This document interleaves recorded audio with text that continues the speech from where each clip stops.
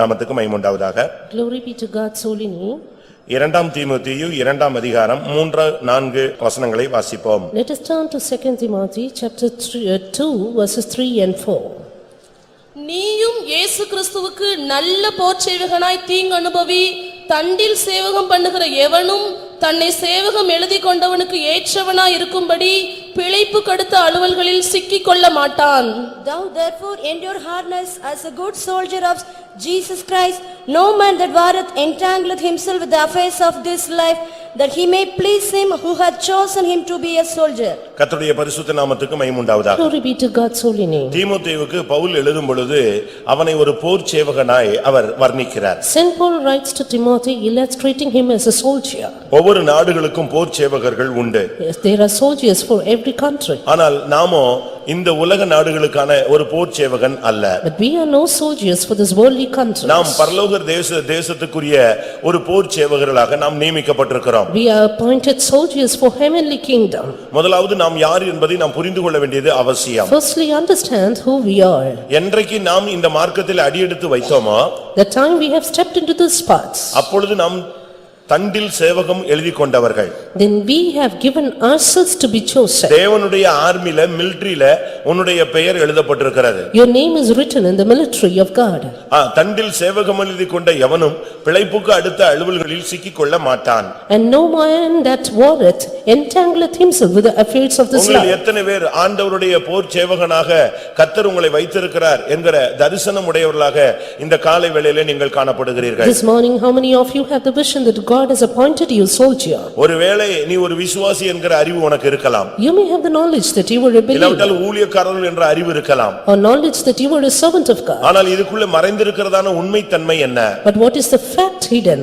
நீங்களும் நானும் ஒரு போர் சேவகர்கள். You and me are soldiers. அந்த விஷயத்தை நாம் மறந்து விடக் கூடாது. Never forget it. ஏனென்றால் ஆண்டவர் பயங்கர பராக்கிரமசாலியாய் ஒரு யுத்த வீரனை போல இறங்கி வருகிற காலங்களில் நாம் இருக்கிறோம். Because we are in this time, God comes down as a mighty man of war. ஏனென்றால் நமக்கு விரோதமாய் எழும்புகிற சக்திகளை அவர் அப்படித்தான் எதிர்த்து நிற்கிறதாக வேதம் சுட்டிக்காட்டுகிறது. Because the Bible points out that he stands like that against the powers. அவர் ஒரு யுத்த நாளில் ஒரு போராடுகிறது போல ஒரு யுத்த வீரனை போல போராடுகிற ஒரு காலம். This is a time he works as a mighty man in the time of war. சகரியா 14ஆம் அதிகாரம் 3ஆம் வசனத்தை பார்க்கும் பொழுது Turning to Zechariah 14:3. வேதம் என்ன சொல்லுகிறது? What is the word of God say? அவர் யுத்த நாளில் போராடுகிறது போல அந்த வல்லமைகளோடு போராடுகிறார். He fights against those powers as in the day of battle. கர்த்தர் புறப்பட்டு யுத்த நாளிலே போராடுவது போல் அந்த ஜாதிகளோடே போராடுவார். Then shall the Lord go forth and fight against those nations as when he fought in the day of battle. கர்த்தருடைய பரிசுத்த நாமத்துக்கு மகிமை உண்டாவதாக. Glory be to God's holy name. இந்த வசனங்களின் அடிப்படையிலே பார்க்கும் பொழுது அவர் ஒரு யுத்த வீரனை போல வருகிறார். On the basis of this verse, he comes as a mighty பயங்கர man. பராக்கிரமசாலியாய் நான் உன்னோடு கூட இருக்கிறேன் என்று சொல்லுகிறார். And he says, as a mighty terrible man, I am with you. இரண்டாம் நாளாகமம் 13ஆம் அதிகாரம் 12ஆம் வசனத்தை முதல் பகுதியை பார்க்கும் பொழுது 2 Chronicles 13:12, the first portion. இதோ தேவன் எங்கள் சேனாபதியா எங்களோடே கூட இருக்கிறார். And behold, God himself is with us for our captain. ஆண்டவர் நம்முடைய கேப்டனாக தல கர்த்தனாக நிற்கக்கூடிய ஒரு காலங்களில் இருக்கும் பொழுது நாம் அவருக்கு பின்பாக ஒரு யுத்த வீரர்களாக போர் சேவகர்களாக நிற்க வேண்டியது நம்முடைய கடமையாக இருக்கிறது. In this period when God stands as a captain, it is our duty to stand as soldiers behind him. ஆனால் அதே நேரத்திலே நாம் சவுலின் போர் சேவகர்களாக நின்று முதுகு காட்டி விடக் கூடாது. At the same time, we should not be soldiers of Saul, turning our back. நாம் செபுலோனும் நப்தலியும் போல போர்க்களத்து முனையிலே மரணத்துக்கு துணிந்து நிற்கும்படியாக அழைக்கப்பட்டவர்கள். But we are called to be in jeopardy of our lives, standing in the battlefront like Zebulun and அருமையான சகோதரனே Naphtali. சகோதரியே, Beloved brothers, உன்னுடைய வாழ்வில் வந்த இதுவரை உள்ள போராட்டங்களில் நீ யாருடைய போர் சேவகனாய் நின்றிருக்கிறாய்? conflicts in your life, whose soldier you were? முதலாம் சாமுவேலிலே நாம் பார்க்கும் பொழுது Turning to 1 Samuel, சவுலுடைய போர் சேவகர்கள் ஓடி போய் விட்டார்கள். soldiers of Saul turned back. அது எவ்வளவு நிர்பந்தமான ஒரு நிலவரம் என்பதை நீங்கள் சிந்தித்து பாருங்கள். A pitiable situation it is. 1 Samuel 17:24 பார்க்கும் பொழுது 1 Samuel 17:24, இஸ்ரவேல் எல்லாரும் அந்த மனுஷனை காணும்போது மிகவும் பயப்பட்டு அவன் முகத்துக்கு விலகி ஓடி போவார்கள். And all the men of Israel, when they saw the man, fled from him and were sore afraid. நீங்கள் யாருடைய போர் சேவகர்கள்? Whose soldiers are you? அபிஷேகத்தை இழந்த ஒரு மனிதனுடைய போர் சேவகர்களாக நீங்கள் இருந்தால் உங்களுக்கும் யுத்தகளம் இப்படித்தான் அமைந்து கொண்டிருக்கும். Soldiers of a man who has lost his anointing, your forefield will be like this. ஆனால் நியாயாதிபதிகள் 5ஆம் அதிகாரத்தை நாம் பார்க்கும் பொழுது But Judges 5 we say, 5ஆம் அதிகாரம் 18ஆம் வசனத்திலே 5:18, அங்கே போர்க்களத்து முனையில் நின்ற 2 பேரை குறித்து சொல்லி இருக்கிறது. two who stood in the battlefield. செபுலோனும் நப்தலியும் போர்க்களத்து முனையிலே தங்கள் உயிரை எண்ணாமல் மரணத்துக்கு துணிந்து நின்றார்கள். Zebulun and Naphtali were a people that offered their lives into the death in the high places of the field. விசுவாச வாழ்க்கை என்பது ஒரு போர்க்களம். Faith life is a battlefield. பரிசுத்த வாழ்க்கை என்பது ஒரு யுத்தகளம். Holy life a warfield. அதனாலதான் எபிரேயர் 11ஆம் அதிகாரத்திலே அவர்களை விசுவாச வீரர்கள் என்று நாம் வர்ணிக்கிறோம். Therefore Hebrews 11 lists out the heroes of faith. நீ ஒரு ஜெப வீரனாய் மாற வேண்டும். You should become a prayer warrior. நீ ஒரு யுத்த வீரனாய் மாற வேண்டும். Become a battle warrior. நீ ஒரு விசுவாச வீரனாய் மாற வேண்டும். Become a faith warrior. நீ ஒரு பரிசுத்தவனாய் மாற வேண்டும். Become a saint. நீ அதுல தோற்று போக கூடாது. Never fail in it. பிரியமானவர்களே, ஆண்டவர் அந்த மனுஷனை குறித்த தன்னுடைய திட்டத்தை பவுல் மூலமாக தீமோத்தேயுவுக்கு வெளிப்படுத்துகிறார். God revealed his plan to Timothy through Paul. நீயும் கர்த்தராகிய இயேசு கிறிஸ்துவுக்கு ஒரு நல்ல போர் சேவகனாய் மாறுவாயாக. And you become a good soldier for Jesus Christ. அது என்ன நல்ல போர் சேவகன், கெட்ட போர் சேவகன்? What is that good soldier and evil soldier? கெட்ட போர் சேவகன் என்பது காட்டி கொடுக்கிற ஒரு தன்மை. Evil soldier, he is treacherous. தேச துரோகம் பண்ணுவ ஒரு வாழ்க்கை. He is treacherous to the land. கொஞ்ச நாட்களுக்கு முன்பாக இந்தியாவுல பார்டர் செக்யூரிட்டி போர்ஸ்ல வேலை பார்த்த ஒரு குரூப் வந்தவர்கள் அவருடைய பஸ் கவிழ்ந்து விட்டது, மலை பிரதேசத்துல உருண்டு விட்டது. Few days before, the bus of a BSF, it rolled down the mountain. அந்த பஸ் விழுந்து நொறுங்கி போய்விட்டது. And it was totally crushed. எல்லாரும் செத்து போனார்கள். Everyone died. அவர்களுடைய பெட்டிகள் எல்லாம் அந்த வாகனத்திலிருந்து உடைந்து கீழே விழுந்து சிதறி போய்விட்டது. Their boxes also, it fell from the vehicle and was scattered. அதை மீட்கும் படை போய் மீட்பு பணியில போய் இறங்கினார்கள். Rescue team went for the rescue. அங்க போய் பார்த்த பொழுது When they saw, ஒவ்வொரு வீரர்களும் லீவுக்கு வீட்டுக்கு போறாங்க, லட்சக்கணக்கான கோடிக்கணக்கான பணங்கள் அவங்க பெட்டியில இருந்தது. every hero, they were returning to their homes with lakhs with them. அவங்களுக்கு சம்பளமே ஆயிரக்கணக்கில தான். Their salary is just in thousands. அது ஃபுல்லா பேங்க்ல போயிருது. But everything goes in the bank. அது ஃபுல்லா ஃபேமிலிக்கு சாப்பாட்டுக்கு போயிடுது. They goes to their family for food. இவன் கையில ஏதோ செலவுக்கு தான் வச்சிருக்க முடியும். He can have only his ஆனா expenditure. லட்சக்கணக்கில எப்படி வந்தது? But how come he had lakhs? அப்பதான் புரிஞ்சது, லீவுக்கு விடுறதுக்கு முன்னால பார்டர்ல ஒரு கூட்டத்தை உள்ள விட்டுட்டு பணத்தை வாங்கிட்டாங்க. Then they understood that they left a group of enemies through the border and got the money. ஆனா கொடி போட்டிருக்கிறது இந்திய கொடி தான். But their flag was Indian flag. சம்பளம் வாங்குறது இந்தியாவுல தான் வாங்குறான். Salary from India. இப்படி துரோகம் பண்ணுகிற अनेक போர் சேவகர்கள் இந்தியாவுல மட்டுமல்ல எல்லா நாடுகளிலும் உண்டு, விசுவாச வாழ்க்கையிலும் உண்டு. There are so many treacherous soldiers, not only in India, all over the world, even in faith life. வேதம் என்ன சொல்லுகிறது? What is the word of God? மனுஷகுமாரன் வரும்பொழுது விசுவாசத்தை காண்பாரோ? When the son of man cometh, shall he find faith on விசுவாச earth? துரோகம் முந்தி நேரிட்டால் ஒழிய அந்த நாள் வராது. That day will not come except there be the falling of அருமையானவர்களே, faith. நம்முடைய வாழ்க்கையிலே நம்மை ஒரு நல்ல போர் சேவகனாக கர்த்தர் எதிர்பார்க்கிறார். God expects us to be a good soldier. நீ இந்த மார்க்கத்திலே ஜீவனை கொடுக்கும்படியாக அவர் வாஞ்சிக்கிறார்.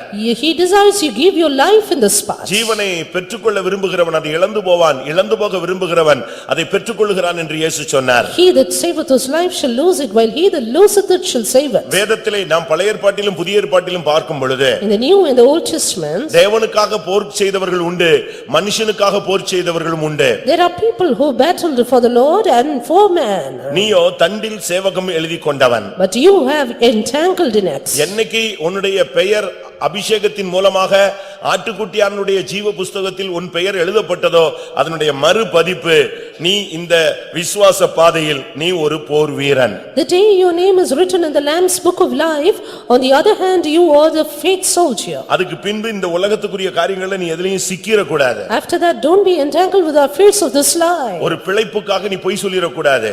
You should not lie before a child. கொஞ்சம் பணத்துக்காக நீ ஏமாற்றிர கூடாது. Don't cheat for little money. கொஞ்சம் மாம்ச இச்சைகளுக்காக நீ எங்கேயாவது போய் விழுந்து சிக்கிக்கொள்ள கூடாது. Don't fall for the lust of flesh. அதனால தான் பைபிள் சொல்லுகிறது அவன் சிக்கிக்கொள்ள மாட்டான். Therefore the Bible says he doesn't entangle. பாவத்திலே சிக்கிக்கொள்ள கூடாது. Don't entangle in sin. கன்னிகளிலே நீ சிக்கிக்கொள்ள Don't கூடாது. entangle in sin. மனித வல்லமைகளில் நீ சிக்கிக்கொள்ள Don't கூடாது. entangle in the bars of பிசாசின் man. கன்னிகளிலே நீ சிக்கிக்கொள்ள Don't கூடாது. entangle in the snares of the எந்த devil. ஒரு காரியத்திலும் நீ சிக்கிக்கொள்ளாத ஒரு பேர் எழுதப்பட்ட ஒரு சேவகனாக நீ நிற்க வேண்டும். You should be a soldier not entangled in anything of this life. எனக்கு இதை படிச்ச பொழுது ஆச்சரியமாக இருந்தது. And it was really wonderful. நீ கர்த்தராகிய இயேசு கிறிஸ்துவுக்கு போர் சேவகன் சொல்லாம நல்ல போர் சேவகனாயிருன்னு சொல்றாரு. It's not said you be a soldier of Jesus Christ but a good soldier. இரண்டு உலக போர்கள் முடிந்திருக்கிறது. There are 2 world wars over. அதுல ஒரு ஆள்கிட்ட கேட்டாங்க, நீ எப்படிப்பா இந்த பயங்கரமான குண்டு வீசினாங்க, உன் கூட இருந்ததான பெட்டாலியன்ல இருந்த எல்லாருமே செத்து போயிட்டானே, நீ எப்படி மட்டும் ஒரு 2-3 பேர் பொழைச்சிருக்கீங்கன்னு கேட்டாங்க. To one man it was asked, how did you survive when all your battalion is dead? சாவு நிச்சயம் தெரிஞ்சு போச்சு. I knew that dead is sure. அதனால நாங்க சண்டையே போடல. Therefore I did not fight. அப்ப என்ன பண்ணீங்க? Then what did you do? குண்டடிப்பட்டி கிடந்தவனுக்கு கீழே போய் படுத்துக்கிட்டோம், அவனை தூக்கி மேல போட்டு ரத்த குறையா படுத்துக்கிட்டோம், அது வாட்டுக்கு எல்லாத்தையும் விட்டுட்டு போயிட்டாங்க. அதுக்கு பிறகு மீட்பு பண்ணி வரும்போது நாங்கெல்லாம் எந்திரிச்சிட்டோம். I went and hid myself in the channel and finally at the rescue team I just got her. இப்படியும் ஒரு டீம் இருந்ததாக இந்திய சரித்திரம் சொல்லுகிறது. Yes, Indian history says about such group. இவங்க எல்லாம் INA ல இருந்தவங்க. They were in INA. Indian national ஆர்மின்னு சுபாஷ் சந்திர போஸ் சபையில இருந்த அவங்களுடைய மார்ச் குரூப்ல இருந்த ஒரு டீம்லோட வார்த்தைகள். These were the words of a man who was in the team of INA during Subhash Chandra மேல Bose. போட்டுக்கிட்டு இவனும் செத்து போன மாதிரி நடிச்சு இவன்லாம் என்ன இந்திய நாட்டை மீட்க போகிறான்? Acted to be dead under the dead corpses and how can he be in the soldier? விசுவாச வாழ்க்கை ஒரு யுத்த களம். Faith life is a battlefield. இதுல கோடிக்கணக்கான பேர் ஜெயித்திருக்கிறார்கள். Crores have prevailed. பல கோடிக்கணக்கான பேர் தோற்று போயிருக்கிறார்கள். Crores are defeated. இந்த கடைசி கால யுத்த களத்துல உன்னையும் என்னையும் தெய்வம் கொண்டு வந்திருக்கிறார். God has chosen you and me to for the last days war. அதனால கிறிஸ்தவ வாழ்க்கை என்பது நீங்க நினைக்கிற மாதிரி சுலபமான வாழ்க்கை அல்ல. ஆத்துமாவுக்கு இளைப்பாறுதல், மனதிலும் மற்ற சரீரத்திலும் பாடுகள் சிலுவைகள் உண்டு. Christian life is rest for the soul but cross for the body and sufferings. இதனுடைய மார்க்கத்துல ஒரு முக்கியமான ஒன்று இருக்கு, சிலுவை. Sacredness of Christianity is cross. அதை நீங்க தாண்டி போகவே முடியாது. அதை தாண்டி தான் நீங்க முன்னால போகணும். You have to take it and go forward. அப்ப நல்ல போர் சேவகனும் உண்டு, கெட்ட போர் சேவகனும் உண்டு. There are good and evil soldiers. அப்ப நீங்கள் கெட்ட போர் சேவகர்களா நல்ல போர் சேவகர்களா? Who are you, good or evil soldiers? மத்தேயு எழுதின சுவிசேஷம் 27ஆம் அதிகாரத்திலே 27ஆம் வசனத்திலிருந்து 31ஆம் வசனம் வரை நாம் கண்ணோக்கி பார்க்கும் பொழுது Matthew 27 to 31 we see. அங்கே தேசாதிபதியின் போர் சேவகர்கள் என்கிற ஒரு கூட்டத்தை பற்றி நாம் பைபிள்ல படிக்கிறோம். One group called the soldiers of the governor. அவர்கள் தேசாதிபதியின் போர் சேவகர்கள். Soldiers of the governor. அவர்கள் இயேசுவின் போர் சேவகர்கள் அல்ல. They are not the soldiers of Jesus. வாசியுங்கள். அப்பொழுது தேசாதிபதியின் போர்ச்சேவகர் இயேசுவை தேசாதிபதியின் அரண்மனையிலே கொண்டு போய் போர்ச்சேவகரின் கூட்டம் முழுவதையும் அவரிடத்தில் கூடிவர செய்து அவர் வஸ்திரங்களை கழற்றி சிவப்பான மேலங்கியை அவருக்கு உடுத்தி முள்ளுகளால் ஒரு முடியை பின்னி அவர் சிரசின் மேல் வைத்து அவர் வலது கையில் ஒரு கோலை கொடுத்து அவர் முன்பாக முழங்காற்படியிட்டு யூதருடைய ராஜாவே வாழ்க என்று அவரை பரியாசம் பண்ணி அவர் மேல் துப்பி அவரை கோலை எடுத்து அவரை சிரசில் அடித்தார்கள். அவரை பரியாசம் பண்ணின பின்பு அவருக்கு உடுத்தின மேலங்கியை கழற்றி அவருடைய வஸ்திரங்களை அவருக்கு உடுத்தி அவரை சிலுவையில் அறையும்படி கொண்டு போனார்கள். Then the soldiers of the governor took Jesus into the common hall and gathered unto him the whole band of soldiers, and they stripped him and put on him a scarlet robe, and when they had plaited a crown of thorns, they put it upon his head and a reed in his right hand, and they bowed the knee before him and mocked him, saying, Hail, King of the Jews! And they spit upon him and took the reed and smote him on the head. And after that they had mocked him, they took the robe off from him and put his own raiment on him and led him away to crucify him. கர்த்தருடைய பரிசுத்த நாமத்துக்கு மகிமை உண்டாவதாக. Glory be to God's holy name. இவர்கள் இயேசு கிறிஸ்துவினுடைய நல்ல போர் சேவகர்கள் அல்ல, இயேசுவை துன்பப்படுத்தின போர் சேவகர்கள். Not the good soldiers of Jesus Christ but those who buffeted him. அதனால தான் நல்ல போர் சேவகன் யாரு, கெட்ட போர் சேவகன் யாருன்னு உங்களுக்கு வித்தியாசப்படுத்தி நான் சொல்ல விரும்புகிறேன். Therefore I want to differentiate the good and evil soldiers. இந்த மார்க்கத்துல வந்த பின்பு நீ இயேசுவுக்காக நிற்கணுமே தவிர இயேசுவையே சிலுவையில் அறையிற ஒரு கூட்டமாக நீ மாறிவிடக் கூடாது. After coming to this path you should be a soldier of Jesus and not to crucify him. சத்தியங்களை நாம் புரிந்து கொண்டு வாழ்க்கையை மாற்றி அமைக்க வேண்டியது நம்மேல் விழுந்த ஒரு கடமை. Understand the truth and mend our lives. இந்த தேசாதிபதியின் போர் சேவகருடைய தன்மை என்ன? What is the attribute of the soldier of the governor? தேசாதிபதி என்ன சொல்றானோ அதை செய்வான். இவனுக்கு சொல் புத்தியும் கிடையாது, சுய புத்தியும் கிடையாது. No self will and does not have the knowledge of what they say. தமிழ்ல சொல்லுவாங்க, ஒன்னு சொல் புத்தி இருக்கணும், இல்லாவிட்ட சுய புத்தி இருக்கணுமா. Either they have to understand what we say or do according to their இந்த self. பார்ட்டிகள் எல்லாம் சொல் புத்தி உள்ளவர்கள். But these are the ones, they do what they ஏன் say. சொல்றான்னு அவனுக்கு தெரியல. They don't know why he says. இயேசுவை சிலுவையில அறையறதுக்கு அவங்க என்னெல்லாம் அவர்களை பாடுபடுத்துனாங்கன்னு பாருங்க. See how they buffeted Jesus to crucify him. அவருடைய வஸ்திரத்தை கலற்றினார்கள். They stripped him, சிவப்பங்கியை உடுத்தினார்கள். put on him the scarlet முள்முடியை robe, சூட்டினார்கள். crowned him with crown of கையில ஒரு thorns, கோலை கொடுத்தார்கள். gave the reed in his hand, முழங்கால் படியிட்டு பரியாசம் பண்ணினார்கள். bowed the knee and mocked him, அவருடைய முகத்தில் துப்பினார்கள். spat upon his அவருடைய face, சிரசில் அடித்தார்கள். smote on his head, சிலுவையில் அறைய கொண்டு போனார்கள். took him to be crucified. இப்படிப்பட்ட காரியங்கள் எல்லாம் இவங்க செஞ்சு அவங்க அவரை தீங்கு செய்தார்கள். They did so much of evil to Jesus. நீங்க யோசிச்சு பாருங்க. Just think, இன்றைக்கு வாழ்க்கையில நம்முடைய வாழ்க்கை எப்படி இருக்கிறது? how is our life today? நீ ஒரு நல்ல போர் சேவகனானால் தீங்கை அனுபவிப்பாய், யாருக்கும் தீங்கு செய்ய மாட்டாய். You be a good soldier, you will endure evil and not buffet anyone. ரெண்டுக்குள்ள வித்தியாசம் இதுதான். This is the difference. நல்ல போர் சேவகன் தீங்கை அனுபவிப்பான். Good soldier will endure hardness. கெட்ட போர் சேவகன் மற்றவங்களுக்கு தீங்கு செய்வான். Evil soldiers will do hardness to others. நீங்கள் உங்களுடைய வாழ்க்கையை நீங்க அப்படியே ஒரு நிமிஷம் அப்படி திருப்பி பாருங்க. 1 minute, turn back to learn. நீ இந்த மார்க்கத்தின் நிமித்தம் தீங்கை அனுபவிக்கிறாயா? இந்த மார்க்கத்துல வந்த பின்பும் நீ மற்றவர்களுக்கு தீங்கு செய்கிறாயா? In this path, are you enduring evil or doing evil to others? அது என்ன, மற்றவர்கள் என்ன சொன்னாலும் நீ கேட்க கூடாது. Obey whatever others say. அதுல என்ன ஆழம் இருக்கிறது? And what is the அது பரிசுத்தமானதா? Is it holy? அது விசுவாச ஜீவியத்துக்கு ஏற்றதா? Is it apt for faith அது life? கர்த்தருக்கு ஏற்றதா? Is it apt to God? ஆவியானவர் அதை ஒத்துக்கொள்றாரா? Is it right in the spirit? இத நீ ஃபர்ஸ்ட் அனலைஸ் பண்ணணும். First analyze it. அதுதான் ரொம்ப முக்கியமானது. That is very important. இரண்டாவது, அவர்கள் மற்றவருடைய வஸ்திரங்களை கழற்றி விடுவார்கள். Secondly, they will strip him. ஒரு மனிதனை நீதியினாலே தேவன் தரிப்பிக்கிறார். A man is clothed with righteousness. ஒளியை அவனுக்கு வஸ்திரமாக தரிப்பிக்கிறார். Give light as his righteousness. அவனுக்கு அழகான வஸ்திரங்கள், மெல்லிய வஸ்திரங்கள், இல்லாவிட்டால் பரிசுத்தவான்களுடைய நீதிகளால் அவர்களை முடிசூட்டுகிறார். God crowns him with beautiful garments and the righteousness of saints. கர்த்தர் துதியின் உடையை அவனுக்கு கொடுக்கிறார். Gives him the garment of praise. ஆனா நடக்கிறது என்ன?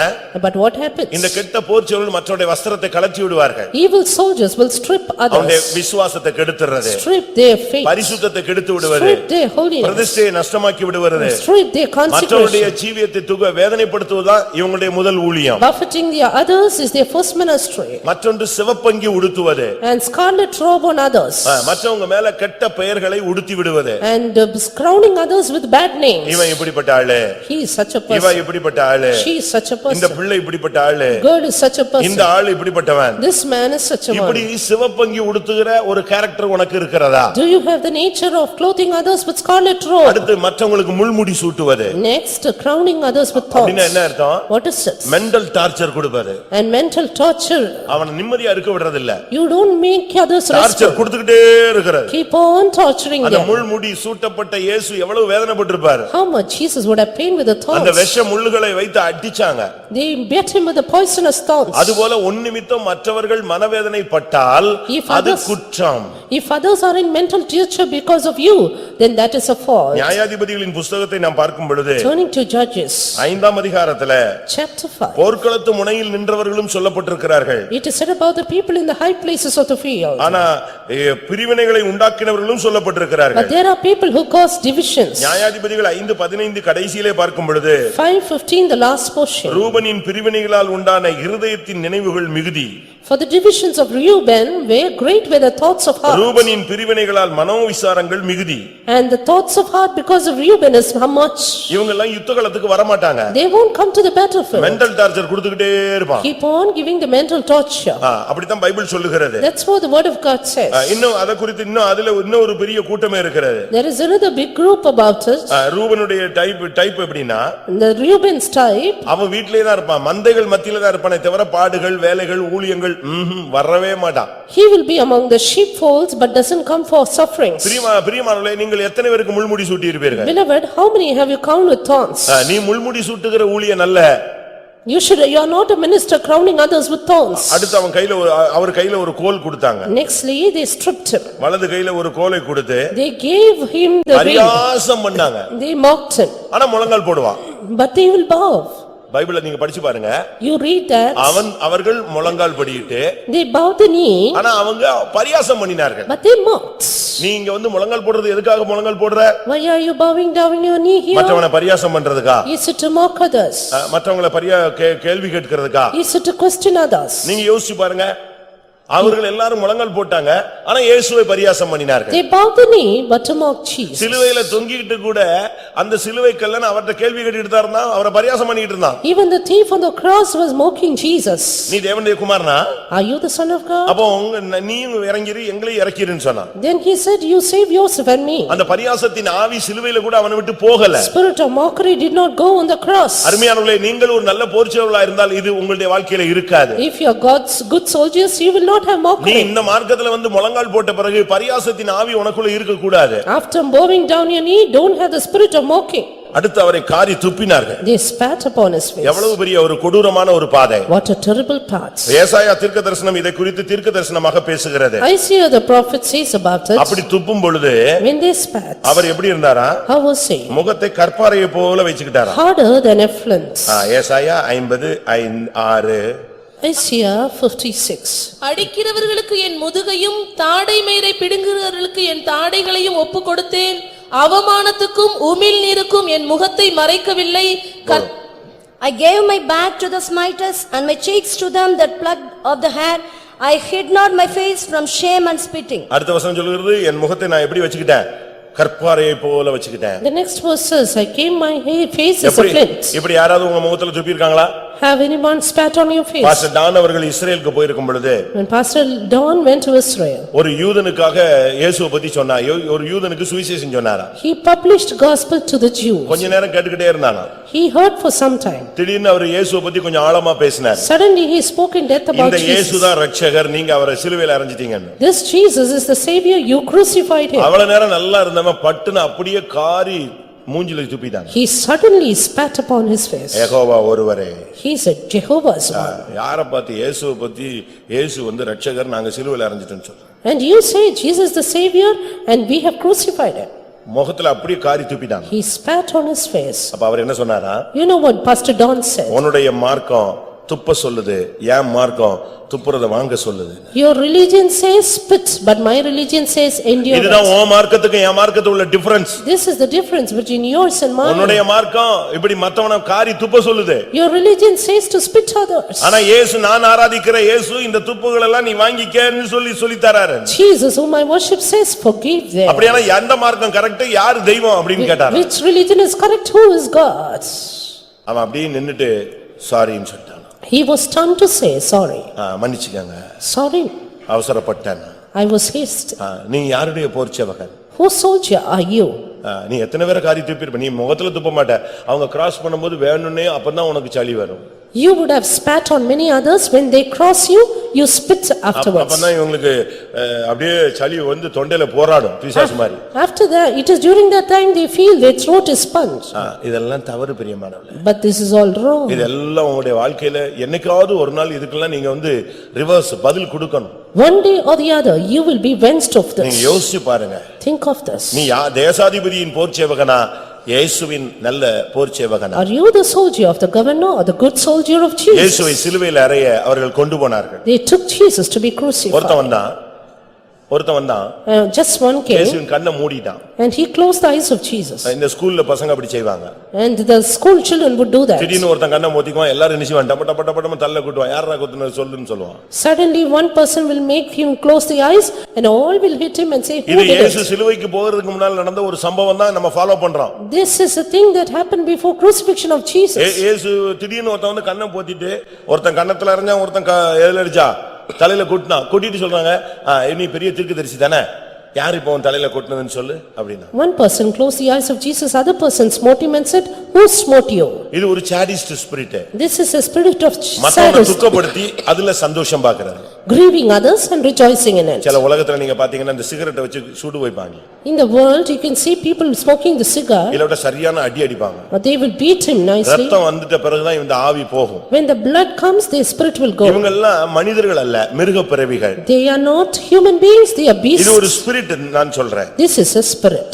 இப்படிப்பட்ட ஆவிகள் எல்லாம் இருக்கிறதாக பைபிள் சொல்லுகிறது. Bible says there are spirits like that. ஒருத்தன் தலையில குட்டினா ஒருத்தன் முகத்துல அரைஞ்சான். One smote, one spat.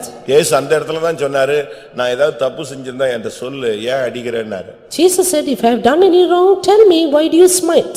பிரியமானவர்களே, நம்முடைய வாழ்க்கையில நாம் யாருடைய போர் சேவகர்கள்? Beloved, whose soldiers are we? கர்த்தர் உன்னை நிச்சயமா கணக்கு கேட்பாரு. God will surely ask account. நீ இந்த தேசத்துல விசுவாசத்துக்கு நீ வீரனாக நிக்கணும். Stand as a faith warrior for this land. சும்மா உன்னை சுகமாக்கி இந்த சபையில கொண்டு வந்தது அப்படியே டைரக்டா பரலோகத்துக்கு போறதுக்கு அல்ல. God healed and brought you to the church not to take directly to heaven. உனக்காக இரத்தம் சிந்தினது நீ இந்த மார்க்கத்துல ஜீவனை கொடுக்கும்படியாக. He shed his blood for you that you may give your life for him. யோவான் 18ஆம் அதிகாரத்தை நாம் பார்க்கும் பொழுது John 18 13ஆம் வசனத்தை பார்க்கும் பொழுது verse 3. யூதாசோடு கெத்செமனே வரை ஒரு கூட்டம் போய் கொண்டே இருந்தது. And there were one group going to Gethsemane with Judas. இவங்களுடைய நோக்கம் என்ன? What is their intention? இயேசுவை பிடிப்பது. To take hold of இவர்கள் Jesus. கெத்செமனே போனது ஜெபிக்க அல்ல. They went to Gethsemane not to pray. நான் ஏற்கனவே சொன்னேன். I already told. அவங்க முழங்கால் போட்டது ஜெபிக்க அல்ல, இயேசுவை பரியாசம் பண்ண. They kneeled not to pray but to mock Jesus. யோவான் 18:3 சொல்லப்பட்டிருக்கிறது. In John 18:3. அங்கே யூதாஸ் போர்ச்சேவரின் கூட்டத்தோடு போனான். Judas went with the soldiers. அவன் ஜெபிக்க போகவில்லை. Not to pray. அவர்கள் வந்தவர்கள் ஜெபிக்க போகவில்லை. They did not come to pray. இயேசுவை பிடிக்க போனவர்கள். But to take hold of Jesus. அருமையான சகோதரனே சகோதரியே, இந்த மார்க்கத்தை நீ கெத்செமனேயாக பயன்படுத்துகிறாயா, இல்லாவிட்டால் இயேசுவை பிடிக்கக்கூடிய ஒரு ஜெப வீரனாய் பயன்படுத்துகிறாயா, மற்றவனை பிடிக்கக்கூடிய ஒரு இடமாய் மாற்றுகிறாயா? Beloved brother, sister, are you making Gethsemane a place to catch others or to pray? நீங்க உட்கார்ந்துட்டு நான் என்ன பேசுறேன்னு என் வார்த்தையை கேட்ச் பண்றதுக்கு நீ உட்கார்ந்திருக்கலாம். You may sit here to catch my words. என்னுடைய பிரசங்கத்துல ஏதாவது ஒரு பாயிண்ட பிடிக்கிறதுக்கு உட்கார்ந்திருக்கலாம். You may try to catch one of my words. எப்படியாவது வார்த்தையினால் அவனை பிடிச்சிரணும்னு சொல்லி. To somehow catch him by his word. இப்படி தான் ஒரு சிலர்லாம் உங்ககிட்ட வந்து பேச்சு கொடுப்பாங்க. Some would tell like that. டக்குன்னு உங்களை அந்த இதுல சிக்க வச்சிட்டு வெளியே போய்டுவாங்க. They will make you to be entangled and go up. இவர்கள் கெத்செமனே வருவது, இல்லாவிட்டால் தேவ சமூகம் வருவது, இவர்கள் முழங்கால் படியிடுவது பரியாசம் பண்ண, இவர்கள் கெத்செமனே வருகிறது இயேசுவை பிடிக்க. They came to Gethsemane not to pray but to mock Jesus. அப்படியானால் நீ இயேசுவின் போர்ச்சேவகன் அல்ல. Then they are not the soldiers of Jesus. சத்தியத்தை நீங்க புரிந்து கொள்ள வேண்டியது அவசியம். Understand the truth. யோவான் 19ஆம் அதிகாரம் John 19 32ஆம் வசனத்தை நாம் பார்க்கும் பொழுது verse 32. அங்கே ஒரு போர்ச்சேவர் கூட்டம் இருந்தது. One group of soldiers. அவர்கள் என்ன செய்தார்கள்? What did they do? அந்த ரெண்டு பேருடைய எலும்புகளை முறித்தார்கள். They broke the bones of the two people. எப்படி ஒரு நிர்பந்தமான ஒரு நிலவரம் பாருங்க. What a pathetic state. ஏற்கனவே சிலுவையில தொங்கிக்கிட்டு இருக்கான். Already hanging on the cross. ஆனா இவங்க செய்யறது என்ன? But what did they do? அவங்களுடைய கால் எலும்புகள் கையெல்லாம் முறிக்கிறது. They broke the bones of their legs. நீ ஒரு நல்ல போர்ச்சேவகனா இருந்தால் உபதேசத்தை முறிக்க மாட்டாய். If you are a good soldier, you will not break the doctrine. உபதேசத்தை உடைக்க கூடாது. Don't break doctrines. சத்தியத்தின்படி உள்ள ஜீவியத்தை உடைக்க கூடாது. Don't break the life after the truth. உபதேசத்தின்படி வாழ்கிற வாழ்வே வாழ்வு. And live a life after the doctrine. எப்படியும் வாழலாம்ங்கிறதுக்கு நீ பைபிள் தூக்க வேண்டாம். எப்படியோ நீ எங்கேயோ போய் வாழ்ந்து மரிக்கலாம். You need not live a life as you like with the Bible. இப்படித்தான் வாழணும்ங்கிறதுக்கு தான் நம்ம இவ்வளவு கட்டுப்பாட்டுக்குள்ள வர்றோம். But we are under so much conditions and discipline to live. சில ஹாஸ்பிடல்ல சில பேஷண்ட்டை எடுக்க மாட்டாங்க. Some patients cannot be admitted in all hospitals. அவங்க ஏற்கனவே அந்த ஹாஸ்பிடல்ல வாடிக்கையாளரா இருப்பாங்க. Because they had been already subscribers in the ஆனா hospitals. ஒரு டைம் வரும்போது நீங்க வேண்டாம், நீங்க வேற எங்கயாவது போங்கன்னு சொல்லுவாங்க. At one time they'll say you go somewhere else. Yeah. Why? இவங்க அவங்க சொல்றதான அந்த அட்வைஸ்க்கு கீழ்ப்படிய மாட்டாங்க. They don't obey the advice of our doctors. அவங்க அத ஃபாலோ பண்ண அவங்களுக்கு முடியாது. They cannot follow the advice. அந்த பத்தியத்துல இருக்க முடியாது, கட்டுப்பாட்டுல இருக்க முடியாது, அந்த கட்டுப்பாட்டுல புசிக்காம குடிக்காம இருக்க முடியாது. They cannot be under the diet set by them. யோவான் 19ஆம் அதிகாரம் 34ஆம் வசனத்தை பார்க்கும் பொழுது John 19:34. போர்ச்சேவகரில் ஒருவன் அவருடைய விலாவிலே குத்தி விட்டான். One of the soldiers pierced his side. எவ்வளவு பெரிய ஒரு துரோகமான ஒரு செயல். What a treacherous situation. ஆனாலும் இயேசு கிறிஸ்து அந்த இடத்துல வழிந்த இரத்தத்தின் மூலமாக அவனை சுகமாக்கினார் என்று சரித்திரம் சொல்லுகிறது. But the history says Jesus healed him by the blood that came there. அப்போஸ்தலர் 27ஆம் அதிகாரம் 42ஆம் வசனத்தை பார்க்கும் பொழுது Acts 27:47. பவுலை கொன்று போட அந்த போர்ச்சேவகர்கள் ஆலோசனை பண்ணினார்கள். 42 they counseled to slay Paul. நீ யார்? Who are you? தேவனுடைய ஜனங்களை கொலை செய்யும்படியாக அழைக்கப்பட்டவனா, தேவனுக்காக கொலை செய்யும்படியாக அழைக்கப்பட்டவனா? Are you called to kill the people of God or called to kill others? நீ கர்த்தருக்காக மரிக்க வந்தவன், நீ யாரையும் மரிக்க வைக்க கூடாது. You are come out to die for God, don't make others to die. நீயும் இயேசு கிறிஸ்துவுக்கு நல்ல போர்ச்சேவகனாய் தீங்கை அனுபவி. But endure hardness as a good soldier for Jesus Christ. இந்த உலகத்தை அனுபவின்னு கர்த்தர் எந்த இடத்துலயும் சொல்லல. God doesn't say endure the world. பிரசங்கி சொல்றான் இந்த உலக வாழ்விலே உனக்கு ஒரு மனைவி இருந்தா அந்த மனைவியோடு இந்த ஜீவ வாழ்வை அனுபவின்னு சொல்றான். Preacher says if you have a wife then enjoy your life with the youth. ஆனா புதிய ஏற்பாட்டுல என்ன சொல்லி இருக்கிறது? But what is the New Testament எல்லாவற்றையும் say? அனுபவிக்க அதிகாரம் உண்டு. I have power to enjoy ஆனால் everything. ஒன்றும் நமக்கு தகுதியாய் இராது. But nothing is expedient for me. அதுதான் புதிய ஏற்பாட்டு உபதேசமும் கொள்கையும். That is the philosophy of New Testament time. நீங்க இந்த உலகத்துல வந்த பின்பு After coming into this world, ரட்சிப்பை அடைந்த பின்பு after attaining salvation, நீங்க நன்மையை அனுபவிக்கல தீங்கை அனுபவிக்க வேண்டும். you should not endure goodness but evil. நீங்க பாருங்க மிலிட்டரியில போய் அங்க லடாக்லயும் லேலயும் அவங்க எத்தனையோ சியாச்சின் அதாவது ஆயிரக்கணக்கான அடிகளுக்கு மேல குளிர்ல இருக்கிறான். And in the Ladakh and Leh in the north side, you can see military people in the cold regions. அங்க சாதாரண மனுஷன் இருக்கவே முடியாது. Ordinary people cannot stay there. அவ்வளவு கொடூரமான இடத்துல இருக்கிறான். They are in such a terrible place. நீங்க நினைக்கலாம் அவங்களுக்கு சம்பளம் கொடுக்கறாங்கல்ல நல்ல சம்பளம் கொடுக்கறாங்க அதனால இருக்கறான். நீ ஒரு நாள் போய் இருந்து பாரு. You may think they are given good salary therefore they stay there. One day you try to. சாகறதுக்குனே போன மாதிரி தான் பிறந்த மாதிரி தான் போய் நிக்கறாங்க. They just go and stand there as though they are born to die. யுத்தத்துல சாகணும் அல்ல குளிர்லயே செத்து போய்டுவான். Not to die in the battle but in the cold. மரணம் அவங்கள பக்கத்துல நின்னுகிட்டே இருக்கு. Death is always near them. அவ்வளவு ஒரு வாழ்க்கையில அவன் நாட்டுக்காக நிற்கிறான். They are so much for the land. இந்த விசுவாச பாதையில நமக்கு மரணம் ரொம்ப பக்கத்துல தான் இருக்கு. In this faith life death is nigh us. ஆனா நீ கிறிஸ்துவுக்கு நல்ல போர்ச்சேவகனா இருக்கணும். But you have to be a good soldier. நாட்டை காக்கிறதுக்காக அவன் எவ்வளவு தீங்கு அனுபவிக்கிறான்னு பாருங்க. See how he endures hardness for the land. அவனுக்கு எந்த விதமான சுகபோகமும் கிடையாது. No comforts.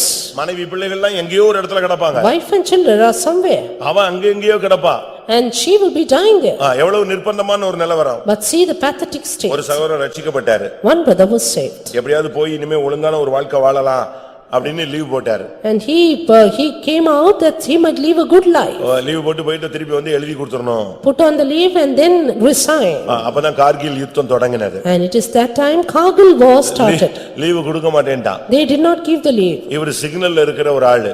He was a person standing in the signal. அதனால லீவ் கிடையாதுன்னு சொல்லிட்டாங்க. Therefore they said you cannot come. Leave கிடையாட்டா கூட பரவாயில்ல யுத்தம் மும்முரமா இருக்கு நம்ம எங்கயாவது ஒதுங்கி இருக்கலாம்னு பார்த்தா அடுத்த நாள் காலையில கூப்பிட்டு சொன்னானா நீ தான் முன்னால போய் நைட்டோட நைட்டா சிக்னல் அடிச்சுக்கணும்னு சொன்னான். He thought of going aside but they said right in the night you have to stand in the front. இவர் கையில ஒரு 8 அசிஸ்டன்ட்ட கொடுத்து நீ போன்னு சொல்லிட்டான். They were given 8 assistants and he was asked to go. நம்மள மாதிரி கார் கொடுத்து அப்படி ரோட்ல அனுப்பல four wheel அனுப்பல. And they did not send him by the car. அவங்களுக்கு ஒரு மேப் கொடுத்து ஒரு map. He was given a map. அவ்வளவுதான். Just that. அவன் டார்ச் அடிச்சா அவன் குண்டு போட்டுருவான். If he puts on the torch then they will bomb him. அந்த நைட்ல தவுந்து போய் இவங்க சிக்னல் கொடுக்க காலையில நம்ம ட்ரூப் அங்க அடிச்சு ஜெயிக்குது. That very night he crawled up and finally the trip prevailed. ஆண்டவரே என்னை உயிரோடு கொண்டு போனீங்கன்னா நான் உமக்காக வாழ்வேன்னு சொன்னா அவனை உயிரோடு கொண்டு வந்தாரு விசுவாசியா இருக்கிறான். He said Lord if you take me back alive I live for you. Now he is a believer. அவங்க தீங்கை அனுபவித்தவர்கள். He endured hardness. இது உலகத்துக்காக. This is for the world. இதுக்கு ஒரு பதக்கம் கொடுத்துட்டு விட்டுருவாரு. And just they give an award and leave them. பரலோகத்துல அப்படி அல்ல. But in the heaven not like that.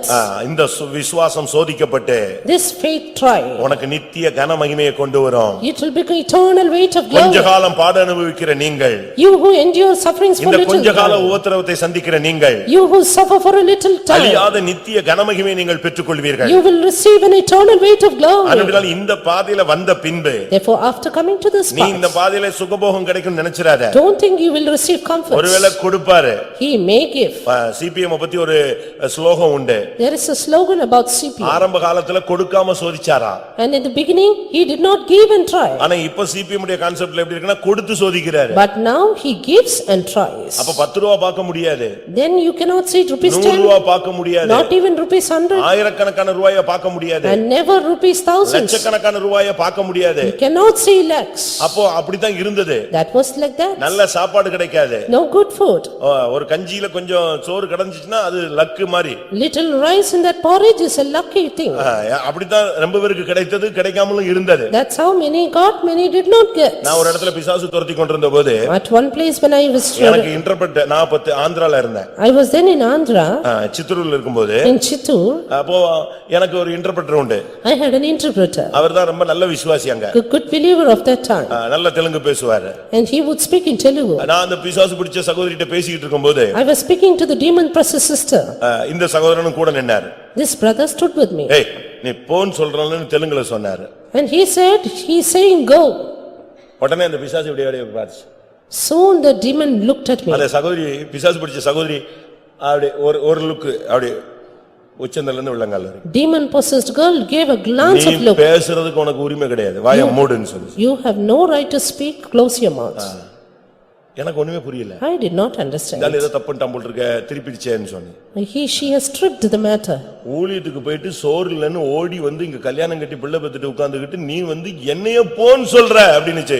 இவன் அப்படியே முகலாம் கருத்து அப்படியே ஆஃப் ஆயிட்டான். அப்பதான் தெரியும், ஓஹோ இது ரிட்டர்ன் கேஸ்னு. அப்பதான் எனக்கே புரிஞ்சுது. You have left the ministry because you did not have rice. Now you are asking me to go. Only then I understood about him. அப்பதான் எனக்கு புரிஞ்சுது, ஓஹோ இவர் முக்கியமான விசுவாசி, இவர்தான் இப்ப நமக்கு இன்டர்பிரட்டர், இந்த சபைக்கே தூண்னு சொல்லிட்டு இருந்தான். கடைசில பார்த்தா இது எப்படி And only then I foreign knew return case தான் இது. about the believer that he had returned from the ministry. அந்த ஆவி அப்படி ஒரே செகண்ட் தான் அப்படி முகத்தை பார்த்த உடனே ஹிஸ்டரி சொல்லுச்சு, நீ சோறு இல்லைன்னு சொல்லிட்டு சாப்பாட்டுக்காக ஊழியத்தை விட்டு ஓடி வந்து கல்யாணம் கட்டி பிள்ளை பார்த்துட்டு இங்க விசுவாசியா இருந்துட்டு என்னைய பார்த்து நீ போன்னு எப்படி சொல்ல முடியும்? That spirit in just a glance told the matter that you being such a man, how can you ask me to go? பட்டார்னு அப்படி தோலை உரிச்சிருச்சு.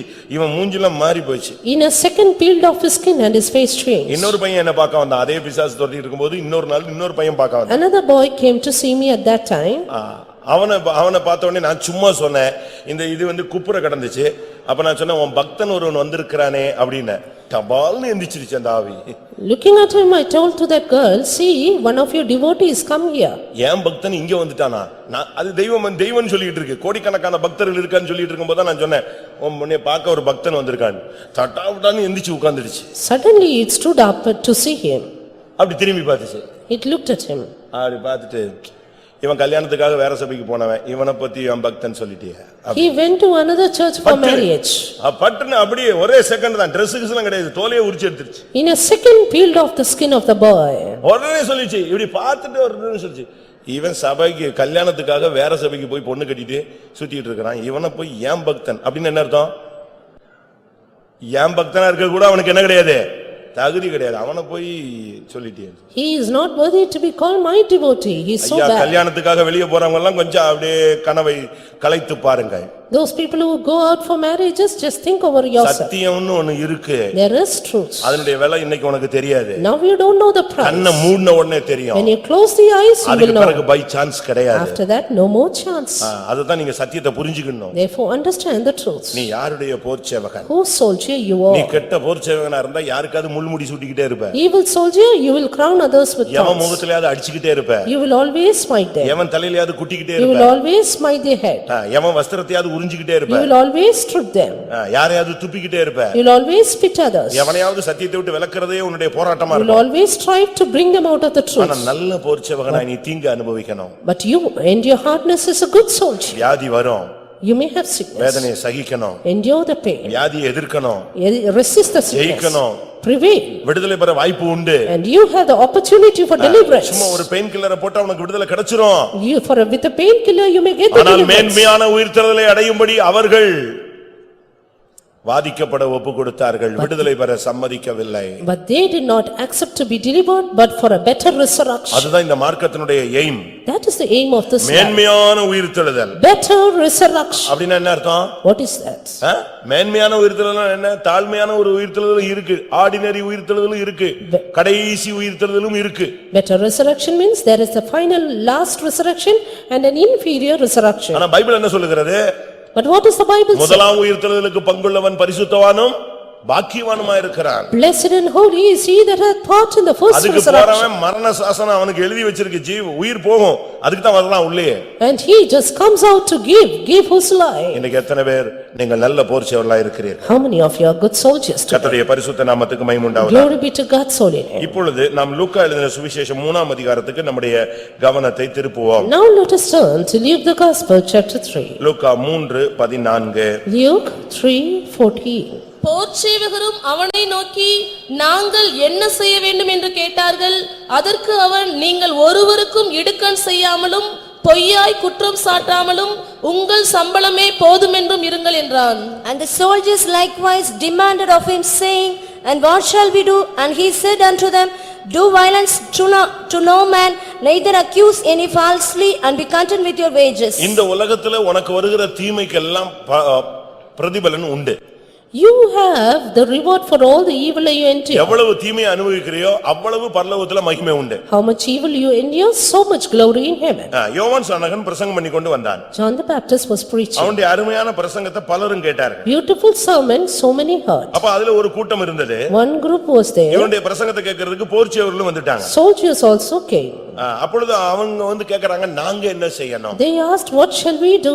ஒரு நல்ல போர்ச்சேவகன் என்ன செய்யணும்ங்கிறதுக்கு பாயிண்ட் சொல்றேன், ஒரு 4 பாயிண்ட் சொல்றேன். And I give you 4 points for a good soldier. நான் இதுவரைக்கும் சொன்னது தீய போர்ச்சேவகனுடைய வாழ்க்கை. Hitherto I told about the evil soldier. ஆனா ஒரு நல்ல போர்ச்சேவகன் எப்படி இருக்கணும்ங்கிறதுக்கு 4 பாயிண்ட் சொல்றேன். Now just 4 points for a good soldier. நீங்க ஒரு நல்ல போர்ச்சேவகனாய் கர்த்தருக்காக தீங்கு அனுபவிக்க முடியாத தெரிந்தெடுக்கப்பட்டவர்கள். You are called and chosen to endure hardness as a good கர்த்தர் தான் soldier. உன்னை கொண்டு வந்தாரு. God has brought you. அவர்தான் உன்னை முத்திரை போட்டிருக்கிறார். He has sealed you. எப்படி?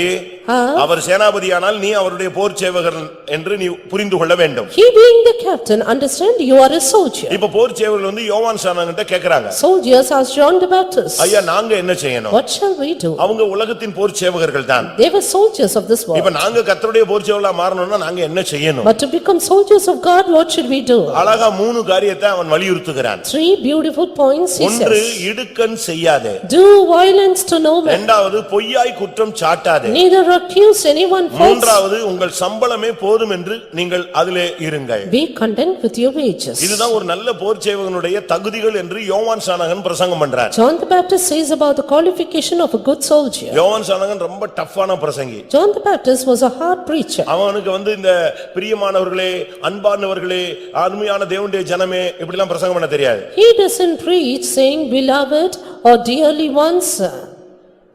நீங்க அப்படி எதிர்பார்த்துட்டு உட்கார்ந்திருக்க கூடாது. You should not expect like that. நாகமான் வந்துட்டு சொன்னா, அவர் என்னை தொடுவார், தழுவுவார், தடவி பார்ப்பார், என்னை சுகமாக்குவார்னு சொன்னான். Naaman came and said, He will come, he will touch me and finally heal me. ஏற்கனவே இவர் குஷ்டரோகி. Already a leper. ஆனா எக்ஸ்பெக்டேஷன் எப்படி இருக்கு? But look at his expectation. இவரை வந்து தீர்க்கதரிசி தொட்டு தடவி சுகமாக்கி விடணுமா? This prophet should come and touch and heal him. அங்க உங்க வீட்ல உள்ளவங்களே உன்னை தொடாம தான துரத்தி விட்டுட்டு இருக்கான். His people at home itself are not touching him. ஆனா இங்க என்ன சொல்லப்பட்டிருக்கிறது? But here, யோவான் ஸ்நானனுடைய பிரசங்கம்லாம் ரொம்ப டஃப்பா இருக்கும். John the Baptist's sermon was tough. பணத்தை பார்க்க மாட்டான், பணத்தை பார்க்க மாட்டான். He will not look at money. ஸ்தானம் மானெல்லாம் பார்க்க மாட்டான். He will not look at position. ஆளை பார்க்க மாட்டான். He will not look at people. முகஸ்துதி பண்ண மாட்டான். He will not praise men. அப்படிப்பட்ட டைப்பே அவனுக்கு கிடையாது. He is not such a type. அவன் பிரசங்கம் என்ன பண்ணான் தெரியுமா? His people. விசுவாசிகளே அப்படியே பேசினாரு. What did he preach? He said believers. எப்படி பிரசங்கம்? How did he preach? வெறியன் பாம்பு குட்டிகளே அப்படினா Ye சிரிச்சுக்கிட்டே vipers. அவங்கள கொன்னுட்டான். He smiled and killed them. அவனுடைய பிரசங்கம் யோர்தான் நதியில ஸ்டேஜ் போடாமலே பிரசங்கம் பண்ணான். He spoke as the John the Baptist. யோர்தான் கரையில ஸ்டேஜ் போடாமலே பிரசங்கம் பண்ணான். Without stage in the rivers of Jordan he preached. ஜனங்கள்லாம் வேகமா வந்து கூடி நின்னாங்க. People crowded. அவன் அடிச்சு ஸ்டார்ட் பண்ண உடனே ஜனங்கள் கேக்குற மாதிரி இருந்துச்சு. திடீர்னு பார்த்தா சொல்லிட்டான், விரியன் பாம்பு குட்டிகளே. He started and the people were interested. Then he said, தப்பித்துக்கொள்ள உங்களுக்கு வகை காட்டினவன் யார்? Who showed you way to escape the wrath to come? ஞானசானலாம் கொடுக்க முடியாது. They could not remain. போயிட்டு வான்னு சொல்லிட்டான். They said they will go. ஏன்? Why? மனம் திரும்புதலுக்கு ஏற்ற கனிகளை கொடுங்க. You bring forth fruits unto அதுக்கு பிறகு repentance. ஞானசானத்தை பத்தி பேசலாம். Then you could have spoken about பைபிளை baptism. தூக்குனேன்னா பைபிளை படி வாழ்றதுக்கு கொஞ்சமாவது உன்னை ஒப்புக்குடு. If you want to take the Bible, yield to live accordingly. நீ மறுபடி பின்னால போகாத. Don't go behind. நீ பின்மாற்றக்காரனா போயிடாத. Don't become a backslider. உன்னால முடியலன்னா ஞானசானம் எடுக்காத.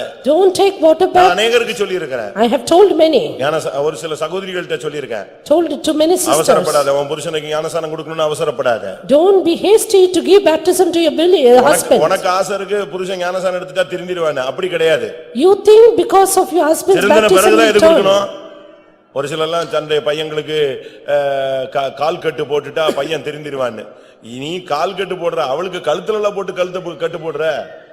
And even if you lock their feet, you cannot turn them. உன் பையனுக்கு கால் கட்டு போடுற, ஆனா வந்து மாற்றவளுக்கு கழுத்துல கயிறை கட்டி இழுத்துட்டீங்கன்னா என்ன வருது? And you put lock to the feet of your son, but if they are going to fill the rope, what will happen? அதே போலதான் ஞானசானமும். And that is what மனம் baptism. திரும்பாம ஞானசானம் கொடுத்து நானே கொடுத்திருக்கிறேன், நானே கேவலப்பட்டிருக்கிறேன். அதுல I have given many baptism without repentance, put to shame also. நம்ம என்ன செய்றோம்? இதுலதான் நம்ம faith கொண்டு வருவோம். அது கொடுத்துட்டா சரியாயிடுவான். அது எப்படி சரியாயிடுவான்? We உன் think- புருஷனை ரட்சிப்பாயோ ரட்சிக்க மாட்டாயோ என்பதை நீ எப்படி அறிவாய்ன்னு பவுல் கேட்கிறாரு. Saint Paul says, how can you know whether you can save your husband or not? மனம் திரும்புதலுக்கு ஏற்ற கனி கொடுக்கலன்னா யோவான் ஸ்நானகன் ஞானசானம் கொடுக்க மாட்டான். John the Baptist does not give baptism if you don't give the fruit of repentance. இப்பொழுது அவன் சொல்றான், போர் சேவகனா நீ இடுக்கன் செய்யாத. You are a soldier, do no violence. இடுக்கன்னா என்ன அர்த்தம்? What is violence? மற்றவனுக்கு டிஸ்டர்ப் பண்ணாத, Disturbing others. அவனுக்கு துரோகம் பண்ணாத. Don't be treacherous. இடுக்கனை பத்தி பைபிள் என்ன சொல்லுகிறது? What does Bible say about violence? Zephaniah 3ஆம் அதிகாரம் முதல் 2 வசனங்கள். Zechariah 3:1-2. இடுக்கண் செய்து ஊத்தையும் அழுக்குமாயிருக்கிற நகரத்துக்கு ஐயோ, அது சத்தத்துக்கு செவி கொடுக்கவில்லை, அது கடிந்து கொள்ளுதலை ஏற்றுக்கொள்ளவில்லை, அது கர்த்தரை நம்பவில்லை, அது தன் தேவனிடத்தில் சேரவில்லை. Zephaniah 3:1-2. இடுக்கன் செய்து ஊத்தையும் அழுக்குமா இருக்கிற நகரத்துக்கு ஐயோ என்று அந்த வேதம் சொல்லுகிறது. Woe to her that is filthy and polluted to the oppressing city. இடுக்கன் எப்பொழுது மத்தவங்களுக்கு நீ டிஸ்டர்ப் பண்றியோ, எப்ப துரோகம் பண்றியோ, எப்ப தொல்லை கொடுக்கறியோ, அப்ப நீ ஊத்தையும் அழுக்குமா மாறிடுறன்னு பைபிள் சொல்லுகிறது. The time when you oppress others, you become filthy and polluted. அதுக்கு பிறகு உனக்கு சத்தத்துக்கு செவி கொடுக்க முடியாது. After that, you cannot hear the words. உன்னை யாராவது கடிந்து கொண்டா உன்னால அதை ஏற்றுக்கொள்ள முடியாது. You cannot accept the rebuking of others. நீ கர்த்தரை நம்ப மாட்ட. You will not நீ believe. தேவனிடத்துல சேர்ந்தும் வர மாட்ட. You will not come closer to God. இதுதான் இடுக்கனுடைய effect. That's the effect of நீ violence. இடுக்கன் செய்ய ஆரம்பிச்சிட்டேனால நீ ஊத்தையா மாறிட்டேன்னு அர்த்தம். Once you do violence, you become filthy. ஒரு நாற்றம் எடுத்த ஒரு ஆளா மாறிட்டேன்னு அர்த்தம். You become a polluted fellow. Bible அப்படித்தான் சொல்லுகிறது. That's the words of the அந்த Bible. இடுக்கன் செய்தவனை எப்படி கண்டுபிடிக்கலாம்? How can you find that person? தேவனுடைய சத்தத்துக்கு செவி கொடுக்க மாட்டான். They will not hearken to the voice of God. அவனை போய் நீங்க கொஞ்சம் கடிஞ்சு கொண்டு நீ அப்படி இல்ல இப்படி இல்ல நீ சரியா இருக்கணும் இப்படி செஞ்சது தப்புன்னு சொல்லுங்க, கடிச்சிடுவான், தப்புன்னு சீறிடுவான். They cannot receive correction, they will only turn to bite you. கடிந்து கொள்ளுதலை அவன் ஏற்றுக்கொள்ள மாட்டான். They cannot receive correction. அடுத்து அவன் தேவனிடத்துல சேர்ந்து வரவே மாட்டான். They will never draw closer to God. அதனால தான் பவுல் யோவான் ஸ்நானகன் சொல்றாரு, போர் சேவகனா நீ இடுக்கன் செய்யாத. That's force him here said, if you are a soldier, do no நீ violence. யாரையும் டிஸ்டர்ப் பண்ணாத, யாரையும் அசிங்கப்படுத்திராத, கேவலப்படுத்தாத. Don't disturb others, don't oppress others. நீ இடுக்கன் செய்தால் If you do violence, கர்த்தர் உன்னை நொறுக்குவார்னு பைபிள் சொல்லுகிறது. the Lord will break you. 72ஆம் சங்கீதம் Psalm 72. 72:4 நாம் பார்க்கும் பொழுது Psalm 72:4. ஜனத்தில் சிறுமைப்படுகிறவர்களை அவர் நியாயம் விசாரித்து ஏழையின் பிள்ளைகளை ரட்சித்து இடுக்கண் செய்கிறவனை நொறுக்குவார். இடுக்கன் செய்யறது He shall judge the poor of the people, he shall save the children of the needy, and shall break in pieces the oppressor. மற்றவங்களுக்கு நம்ம பிரச்சனை பண்ணவே கூடாது. Never cause problems for முடிந்த others. அளவு நீங்க இளைப்பாறுதலையே கொடுத்து To பழகுங்க. the extent give others rest. நான் சொல்றேன் இளைப்பாறுதலை கொடுக்கணும், நீ இருந்தா தானே கொடுப்பீங்க. Only if you have, you can give others. பாத்திரத்துல இருந்தா தான், பானையில இருந்தா தான் எங்க வரும்? அகப்பையில வரும், ஸ்பூன்ல வரும். Only if you have it in the pot, it will come in the spoon. நீங்கள் எத்தனை பேர் இப்படி இருக்கிறீங்க? How many of you are like this? இடுக்கன் செய்யாதீங்க. Don't oppress. பிரபு புத்தீனனா இருந்தால் அவன் செய்கிற இடுக்கண்கள் மிகுதி என்று நீதிமொழிகள் 28:16 சொல்லுகிறது. If the prince is foolish, his oppression is much, says Proverbs 28:16. பிரபு புத்தீனனா இருந்தால் அவன் செய்யும் இடுக்கண் மிகுதியாய் இருக்கிறது. And it is said, if a prince is foolish, his oppression is much. நீ ஒரு புத்தீனனாக இருக்க கூடாது. You don't be foolish. அப்படினா என்ன அர்த்தம்? இடுக்கண் செய்கிறவன் ஒரு புத்தீனன் என்று வேதம் சுட்டிக்காட்டுகிறது. Oppressor is foolish, says the word of God. நீங்க தாவீதை பத்தி பார்க்கும் பொழுது Looking about David, அவன் மகா புத்திமானாக நடந்து கொண்டான்னு பைபிள் சொல்லுது. the Bible says he walked exceeding wise. ஆனா ஒரு இடத்துல சொல்றான் But at one point, அவன் மகா புத்தீனமாய் நடந்து கொண்டான்னு பைபிள் சொல்லுகிறது. he says he walked exceeding foolish. எப்படி இருக்கும் நீங்க யோசிச்சு பாருங்க. Just look at it. ஒரு பகுதியில அவனுடைய வாழ்க்கை என்ன சொல்லுகிறது? On one part his life, அவன் மகா புத்திமானா நடந்து கொண்டானா. he was exceeding foolish. ரொம்ப புத்திமானா நடந்துக்கிட்டான். Exceeding wise. 1 சாமுவேல் 18ஆம் அதிகாரம் 1 Samuel 18, 14ஆம் வசனத்துல பார்க்கும் பொழுது 14, தாவீது தன் செய்கைகளில் எல்லாம் புத்திமானாய் நடந்தான். David was wise in all his ways. இன்னொரு இடத்துல மகா புத்திமானாய் நடந்தான். In another place, exceeding wise. ஆனா அதே தாவீதை பத்தி இன்னொரு இடத்துல பைபிள்ல படிக்கும்போது About that same David in another place, தீர்க்கதரிசி வந்து சொல்றான், prophet says, நீ புத்திமானாய் செய்தி. you have done foolish. எப்படி இருக்கும்? How it will be? நம்முடைய வாழ்க்கை எப்படி இருக்குன்னு யோசிச்சு பாருங்க. Just think how our life is. பிரியமானவர்களே, இது ஒரு கடைசி காலம். This is the last அவனே days. அறிக்கையிடுறான், He himself மகா confessed, புத்தினமா செஞ்சிட்டேன் சுவாமி, மன்னிச்சிருங்க.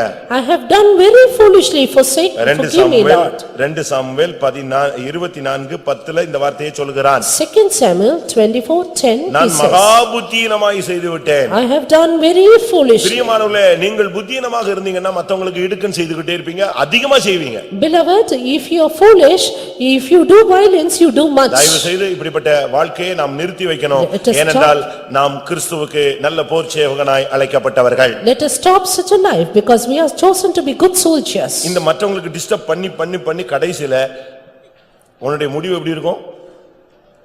இடுக்கண் செய்தவனுடைய முடிவு என்ன? These people will disturb others and finally, what is the end of the oppressor? ஒரு டைம் வரும்போது நீ பைத்தியக்காரனா At மாறிடுவ. one time you'll become insane. பிரசங்கி 7ஆம் அதிகாரம் Ecclesiastes 7, 7ஆம் வசனத்தை பார்க்கும் பொழுது 7:7. Surely, இடுக்கணானது ஞானியையும் பைத்தியக்காரனாக்கும். போதும். surely oppression maketh a wise man mad. இடுக்கனானது ஞானியையும் பைத்தியக்காரனாக்கும். Oppression maketh the wise man mad. ஒரு மனுஷனை இடுக்கன் நீ கொடுத்துக்கிட்டே இருந்தேன்னா அவன் பைத்தியக்காரனாயிருவான். நீ பண்ண நீ பைத்தியக்காரனாயிடுவ. If you oppress others, they will become mad. Finally, you will become mad. இன்னைக்கு நம்முடைய வாழ்க்கை எப்படி இருக்கு? Today, how is our life? போர் சேவகர்கள் வந்து நாங்கள் என்ன செய்ய வேண்டும்? Soldiers ask, what shall we do? ரட்சிப்படைய நாங்கள் என்ன செய்ய வேண்டும்? What shall we do to be saved? நல்ல போர் சேவகனாய் இருக்க நாங்கள் என்ன செய்ய வேண்டும்? What shall we do to be good soldiers? அதுக்கு அவங்க சொன்ன பிரசங்கம் என்ன? What is this sermon? நீ இடுக்கன் செய்யாதே. Do violence to no one. எவ்வளவு அருமையான ஒரு வார்த்தை. Beautiful word. இரண்டாவது அவன் சொல்லுகிறான், Secondly, நீங்கள் ஒருவருக்கும் இடுக்கன் செய்யாமலும் பொய்யாய் குற்றம் சாட்டாமலும் இருங்கள். don't accuse anyone falsely. குற்றம் சாட்டுறதே தப்புன்னு பைபிள் சொல்லுது. Accusing others is wrong, says Bible. ஆனா அதுலயும் நீ பொய்யாய் குற்றம் சாட்டுகிறது அதைவிட குற்றம். And accusing others falsely is greater fault. நான் திரும்பவும் சொல்றேன், Repeating. குற்றம் சாட்டுவதே தவறு. Accusing others is the fault. ஆனா பொய்யாய் குற்றம் சாட்டினா அது அதைவிட மோசமா இருக்கும். Accusing falsely is a greater அது sin. பிசாசுனுடைய ஊழியம். That is the ministry of the devil. ஏனென்றால் அவன் பொய்யன், பொய்க்கு பிதா.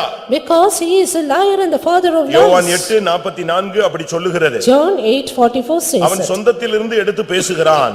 He tells out of his own. அவன் பொய்யனும் பொய்க்கு பிதாவுமாய் இருக்கிறான். He is a liar and father of lies. நம்மில் எத்தனை பேர் பொய்யாய் மற்றவங்களை குற்றம் சாட்டுறோம்? How many of you accuse others falsely? நீ பார்த்தா கூட சும்மா போ. And if you don't say go, என் தாசனை அல்லாமல் குருடன் யார்? who is blind but நான் my servant? அனுப்பினவனை அல்லாமல் செவிடன் யார்? Who is deaf but my messenger? நீ எல்லாத்தையும் சொல்லிட்டாலேனும் பார்த்துட்டாலேனும் கேட்கணும். பெரிய நீ ஒரு உன்னைய சபையில சூப்பர்வைசரா வச்சிருக்கான்னு நினைச்சிட கூடாது.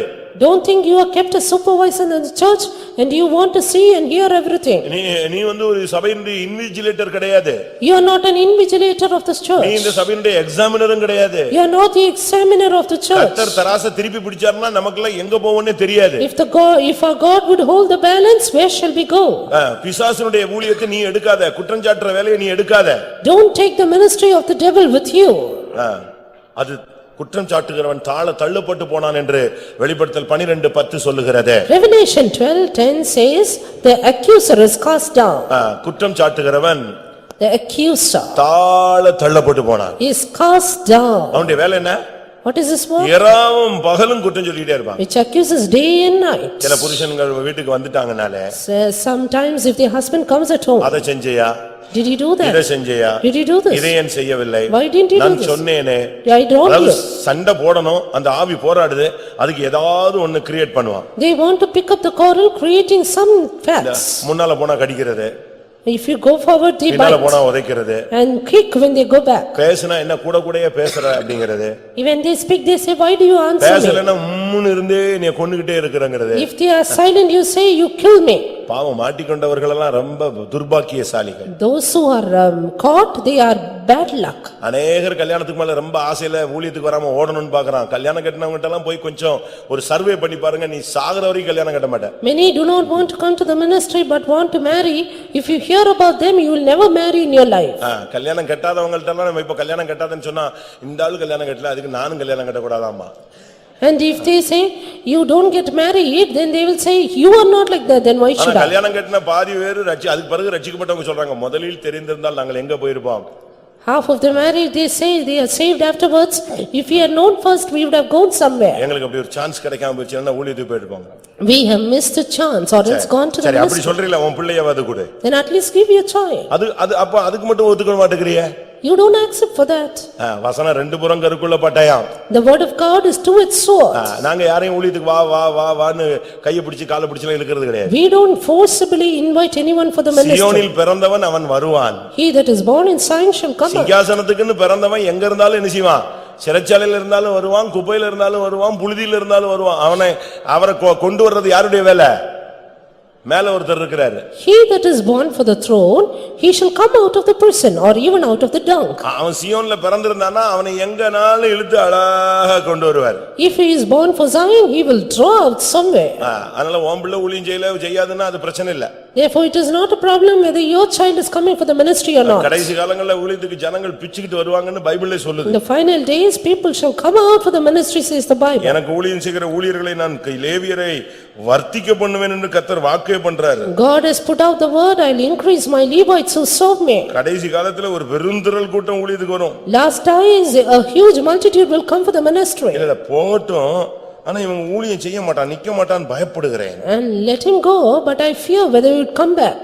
உனக்கு கல்யாணம் கட்டி வச்சாங்க, கல்யாணம் கட்டி வைக்கும்போது நீ வாழுவாய் என்கிற பயமா வாழட்டேன்னு பயத்துல கல்யாணம் கட்டி வச்சாங்களா? And did they married you? Did they marry you with the fear that you will return? எரேமியா 33:22 சொல்லி இருக்கிறது. Jeremiah 33:22. வானத்து நட்சத்திரங்களைப் போல கடற்கரை மணலைப் போல எனக்கு ஊழியம் செய்கிறவர்களை நான் வர்த்திக்க பண்ணுவேன். As the stars of the sky and the sand of the seashore, I will increase them. உன் கற்ப பிறப்புல ஒரு சீயோன் பிறந்தா அது ஒரு பெரிய chance. If there is Zion out of the fruit of your womb, then it is a good chance. அது ஒரு பாக்கியமா எடுத்துக்கணும். That is a privilege. ஆனா அதே நேரத்துல But at the same time, யாராவது ஊழியத்துக்கு வரணும்னு நீ வலித்தேங்காய் எடுத்து கடத்தேங்காய் எடுத்து வலிப்பிள்ளையாருக்கு உடைக்க கூடாது. you don't try to force anyone else for the ministry. ஒரு சில பேரண்ட்ஸ் பழைய விசுவாசிகள் இருக்காங்க, தம்பி நீ போலையா, பாப்பா நீ போலையா, உன்னை பார்த்ததுல இருந்து நான் ஜெபிச்சுக்கிட்டே இருக்கேன், ஏன் உன் வீட்டுல 7 பிள்ளை இருக்கு, அதுல 2 அனுப்ப வேண்டியதானே? Some say, why brother sister you did not go, at least you can send one of your child. ஒரே பிள்ளை இருக்கும், அதை அனுப்ப சொல்லுவாங்க. நீ அனுப்ப கூடாதா? ஒரே பிள்ளை தான். பிதாவுக்கு ஒரே பேரான குமாரனை எவ்வளவாய் தந்தருளி உலகத்தில் அன்பு கூர்ந்தார். They say I have the only child, but father gave his only begotten son, loving the world. ஒரே பிள்ளை இருந்ததனால ஊழியத்துக்கு கொடுக்க கூடாது, சந்ததி போயிடும். சந்ததி இந்த உலகத்துல 72 கேடுகட்ட சந்ததியை பிறப்பிக்கிறதை விட நீ உன் பிள்ளை வம்ச வரலாறு இல்லாத ஊழியத்துக்கு வர்றது பாவம் அல்ல. Why do you want to beget an evil children? Rather it is good to send them for the ministry. நான் சொல்றது கரெக்ட்னு சொல்றவங்க அல்லேலூயா சொல்லுங்க. கடைசி காலங்கள்ல ஒரு பெரிய சேனையாக நாம் எழும்ப வேண்டிய நேரம், கிறிஸ்துவின் நல்ல போர்ச்சேவர்களாய் நாம் மாற வேண்டிய ஒரு நேரம். This is the time when you ought to be a good soldier for Jesus Christ. பொய்யாய் குற்றம் சாட்டாமலும். Don't accuse falsely. 3 வார்த்தை தான் சொன்னா, வேற ரொம்பலாம் பிரசங்கம் எல்லாம் பண்ணவே இல்ல அவங்க. Just 3 points and no other sermon. ரொம்ப சிம்பிளா 3 கான்செப்ட் கொடுத்தா. Simple 3 points. எடுக்கன் செய்யாதே. Don't do this. யார் மேலயும் பொய்யா குற்றம் சாட்டாதே. Don't accuse anyone falsely. தானியேல் 6ஆம் அதிகாரம் 4ஆம் வசனத்தை பார்க்கும் பொழுது, Daniel 6:4 அங்க அவங்க குற்றத்தை கண்டுபிடிக்கிறதுக்கு ட்ரை பண்ணிக்கிட்டே they இருக்காங்க. tried to accuse him. குற்றத்தை கண்டுபிடிக்கிறதுக்கு நீ முயற்சி எடுக்காத. Don't try to accuse others. தீழ்ப்பானதிலிருந்து விலையேற பெற்றதை நீ பிரித்தெடுத்தால் நீ என்னுடைய வாய் போல் இருப்பாய். If you separate the precious out of the wine, you shall be my mouth. இந்த பிரசங்கத்துல உனக்கு என்ன தேவையோ அதை மட்டும் நீ கேட்ச் பண்ணிக்க. Just hold whatever you need in the sermon. அது தேவன் ஒவ்வொருத்தருக்கும் ஒவ்வொரு வார்த்தையை கொடுப்பார். God has a specific word for everyone. நீ அதை விட்டுட்டு இங்க உட்கார்ந்துட்டு குற்றம் கண்டுபிடிக்கிற அந்த ஆவிக்கு நீ இடம் கொடுத்துறாத. Leaving that, don't give place for the spirit of accusation. யோவான் 8:10 பார்க்கும் பொழுது John 8:10. இயேசு கிறிஸ்துவண்டை ஒரு விபச்சாரத்துல கையுமையுமாய் பிடிக்கப்பட்ட பெண்ணை கொண்டு வந்து நிறுத்தினார்கள். They must place before Jesus a woman caught in adultery. இயேசு ரொம்ப நேரம்லாம் பிரசங்கம் பண்ணல. Jesus did not speak for long. One word answer தான். Just one word answer. உங்களில் பாவம் இல்லாதவன் இவள் மேல் கல்லெறிய கடவண்டு போய் அப்படி தள்ளி போய் நின்னுக்கிட்டார். He that is without sin among you cast stones at her. குனிஞ்சு ஒரு வசனத்தை எழுதினார். Just wrote a word bending down. திரும்பி பார்த்தா ஒருத்தனையும் காணோம். Turn back to saw no man. மணிக்கணக்கா வெயிட் பண்ணி அந்த பொண்ணு வீட்டுல யாரு வரா யாரு போறா, ஜன்னல் அடைச்சிட்டானா கதவை பூட்டிட்டானா, லைட் எரியுதா எரியலையா, எத்தனை மணிக்கு வந்தான், இதெல்லாம் பார்த்து புடிச்சிட்டு வந்த டீம் இப்போ ஓடி போயிட்டானுங்க. This crowd which was after this woman in adultery and they finally ran away. இயேசு கேட்டாரு, ஸ்ரீயே உன்மேல் குற்றம் சாட்டினவர்கள் எங்கே? Woman, where are those that accuse us? அவ என்ன பதில் சொன்னா? What was her reply? அவ பதிலே பேச முடியாம நின்னுட்டு இருந்தா. She could not speak anything. இயேசு கேக்குறார், உன்மேல் குற்றம் சாட்டினவர்கள் எங்கே? Woman, where are the accusers? உன் மேல கல்லெறியாம போயிட்டானுங்களா? Are they gone without stoning you? எவ்வளவு அருமையான ஒரு கேள்வி. What a beautiful question. நம்ம யாரு குற்றம் சாட்ட முடியாத இந்த சபைக்கு வந்தவர்கள் அல்ல. We are not come here to accuse. குற்றம் சாட்டப்படாதவர்களாய் வாழும்படியாக இந்த மார்க்கத்தில் வந்தவர்கள். We are come here to live without being accused. நம்ம ஒருத்தனை குற்றம் சாட்டுறது ரொம்ப easy. Very easy to accuse others. ஆனா அதே குற்றம் உனக்குள்ள வந்துரும். But that same fault will come in you. அதுக்கு ஒரு சின்ன உதாரணம். A small example. உங்க பக்கத்துல உள்ள ஆள் தூங்கிட்டு இருக்கான்னு வெச்சுக்கங்களேன். Supposing the person near you is sleeping. உங்களுக்கு அப்படியே கொதிச்ச மாதிரி இருக்கும். ஐயா என்ன இப்படி பிரசங்கம் ஓடிக்கிட்டு இருக்கு, தூங்கிட்டு இருக்கானே. இவன் எழுப்புவான், இவன் முழிச்சிடுவான், இவன் தூங்கிடுவான். You will burn saying he is sleeping during the sermon. He will try to wake him up, finally he will sleep. இப்படிலாம் இருக்கா இல்லையா? Is it not like that? ஒருத்தன் கொட்டாவி விட்டா போதும், ஒரு 30 அடியில இருக்கிற அடுத்த ஆள் கொட்டாவி விடும். அந்த ஸ்பிரிட் சர்றன்னு அங்க பாயும். One person will yawn and that spirit will spread fast. அதான் உண்மை. That is truth. வேதம் என்ன சொல்லுகிறது? What does the Bible say? ரோமர் 2:2 Romans 2 முதலாம் வசனம். verse 1. ஆகையால் மற்றவர்களை குற்றவாளியாக தீர்க்கிறவனே, நீ யாரானாலும் சரி, போக்கு சொல்ல உனக்கு இடமில்லை. நீ குற்றமாக தீர்க்கிறவைகள் எவைகளோ அவைகளை நீயே செய்கிறபடியால் நீ மற்றவர்களை சொல்லுகிற தீர்ப்பினாலே உன்னைத்தானே குற்றவாளியாக தீர்க்கிறாய். Therefore thou art inexcusable, O man, whosoever thou art that judgest, for wherein thou that judgest another thou condemns thyself. இது பவுல் சொல்லதான ஒரு வார்த்தை. This is the words of Paul. மத்திய 7:2 வசனத்துல இயேசு சொன்ன வார்த்தை என்ன? What is the words of Jesus? Matthew 7:2. தேவனுடைய வசனம். ஏனெனில் நீங்கள் மற்றவர்களை தீர்க்கிற தீர்ப்பின்படியே நீங்களும் தீர்க்கப்படுவீர்கள், நீங்கள் மற்றவர்களுக்கு அளக்கிற அளவின்படியே உங்களுக்கும் அளக்கப்படும். For with what judgment ye judge, ye shall be judged, and with what measure ye mete, it shall be measured to you again. அளவை மாத்தவே முடியாது. You cannot never turn back without the measure. அதனால இந்த விஷயத்துல ரொம்ப கவனமா இருக்கணும். Therefore be very careful. உன் புருஷனை குற்றம் சாட்டாத. Don't accuse your உன் husband. மனைவியை குற்றம் சாட்டாத. Don't accuse your wife. உன் பிள்ளைகளை குற்றம் சாட்டாத. Don't accuse your children. அடுத்தவன் மனைவி பிள்ளைகள் புருஷன் எல்லாம் நீ குற்றம் சாட்டாத. Don't accuse the families of others. உனக்கு போலீஸ் வேலை கொடுக்கல. You are not given the police work. நீ கிறிஸ்துவுக்கு நல்ல போர் சேவகனாய் தீங்கு அனுபவிக்க முடியாக தெரிவிக்கப்பட்டவன். You are chosen to be a good soldier to end your hardness for தேவன் Christ. தெரிந்து கொண்டவன் மேல் குற்றம் சாட்டுகிறவன் யார்? Who is he shall lay charge to God's elect. ரோமர் 8:33 இந்த வார்த்தை இருக்கிறது. Romans 8:33 is தேவன் this. தெரிந்து கொண்டவன் மேல் குற்றம் சாட்டுகிறவன் யார்? Who shall lay charge to God's elect? தயவு செய்து இந்த குற்றம் சாட்டுகிற ஊழியத்தை பிசாசின் ஊழியத்துக்கு நீங்கள் ஊழியக்காரனாய் மாறிவிட வேண்டாம். Don't be servants for the ministry of the devil for accusing others. அதனால தான் யோவான் ஸ்நானகன் அழகாக சொல்லுகிறார், இடுக்கண் செய்யாதே, பொய்யாய் குற்றம் சாட்டாதே. Therefore John the Baptist says, do no violence, none accuse anyone. மூன்றாவது சொன்ன வார்த்தை என்ன? Thirdly, உங்கள் சம்பளமே போதும். be content with your wages. இன்னைக்கு நம்ம ஆளுங்களுக்கு ரொம்ப சம்பாதிக்கணும்னு ஆசை. You expect your wife to earn so much. நான் சமீபத்தில் ஒரு பெரிய கோடீஸ்வரனுடைய ஒரு பேட்டியை படிச்சேன். Recently, I read the interview of a policeman. நீங்க கூட படிச்சிருப்பீங்க. You also would have read. அவங்க பையனுக்கு அவங்க பொண்ணுக்கு கல்யாணம் நடந்துச்சு. பையனுக்கு நினைக்கிறேன். கேரளால 100 கோடி செலவழிச்சாங்க. His son was married in Kerala, he spent 100 crores. நீங்க எப்படி இவ்வளவு வேகமா பணக்காரன் ஆயிட்டீங்க லக்கா அப்படின்னு கேட்டாங்க. How did you luckily become so rich? நான் லக்குன்னு சொல்லிட்டு லாட்டரி சீட்டு வாங்குற ஆள் கிடையாதுன்னா. I am not a person who would get the lottery tickets for luck. நான் லக்குக்காக லாட்டரி சீட்டு வாங்கிட்டு சுரண்டிட்டு இருக்கிற ஆள் கிடையாது. நான் உழைச்சு முன்னேறணும்னு சொன்னேன். But only I made efforts to progress. அதனால நீங்க உழைச்சு முன்னேறணும். Therefore labor to come up. கர்த்தர் ஐஸ்வரியத்தை சம்பாதிக்கத்தக்கதான பலனை கொடுக்கிறவர் என்று உபாகமம் 8ஆம் அதிகாரம் சொல்லுகிறது. And Deuteronomy 8 says God gives the strength to labor riches. உனக்கு அபிஷேகம் கொடுக்கிறது போல, As God gives you anointing, சரீர சுகத்தை கொடுக்கிறது போல, God gives you health. ஐஸ்வரியத்தை சம்பாதிக்கிறதுக்குன்னே கர்த்தர் ஒரு பலனையும் கொடுக்கிறார். God gives you strength to become rich. அப்படிதான் வேதம் சொல்லுகிறது. That's what word of God says. உபாகமம் 8:18 இந்த வார்த்தை இருக்கிறது. Deuteronomy 8:18. அப்படினால் நமக்கு தேவன் கொடுப்பது போதும். Therefore what God gives is enough. வேணும் வேணும் வேணும் அட்டையின் குமாரத்திகளாக தயவு செய்து யாரும் மாற வேண்டாம். Don't be the daughters of the leech saying, I need, give. அட்டையின் குமாரத்தினுடைய ரைம்ஸ் என்ன? Daughters of the leech, they rhyme. போதுன்னே சொல்ல வேண்டாம். They never say enough. என்ன எது சொல்லிட்டே இருப்பாங்க? What will they say? தா தா வேற பாட்டே தெரியாது. Give and no other words. எப்படி இருக்கும்? How will நம்முடைய வாழ்க்கை எப்படி இருக்குன்னு நீங்க பாருங்க. Just see how your life is.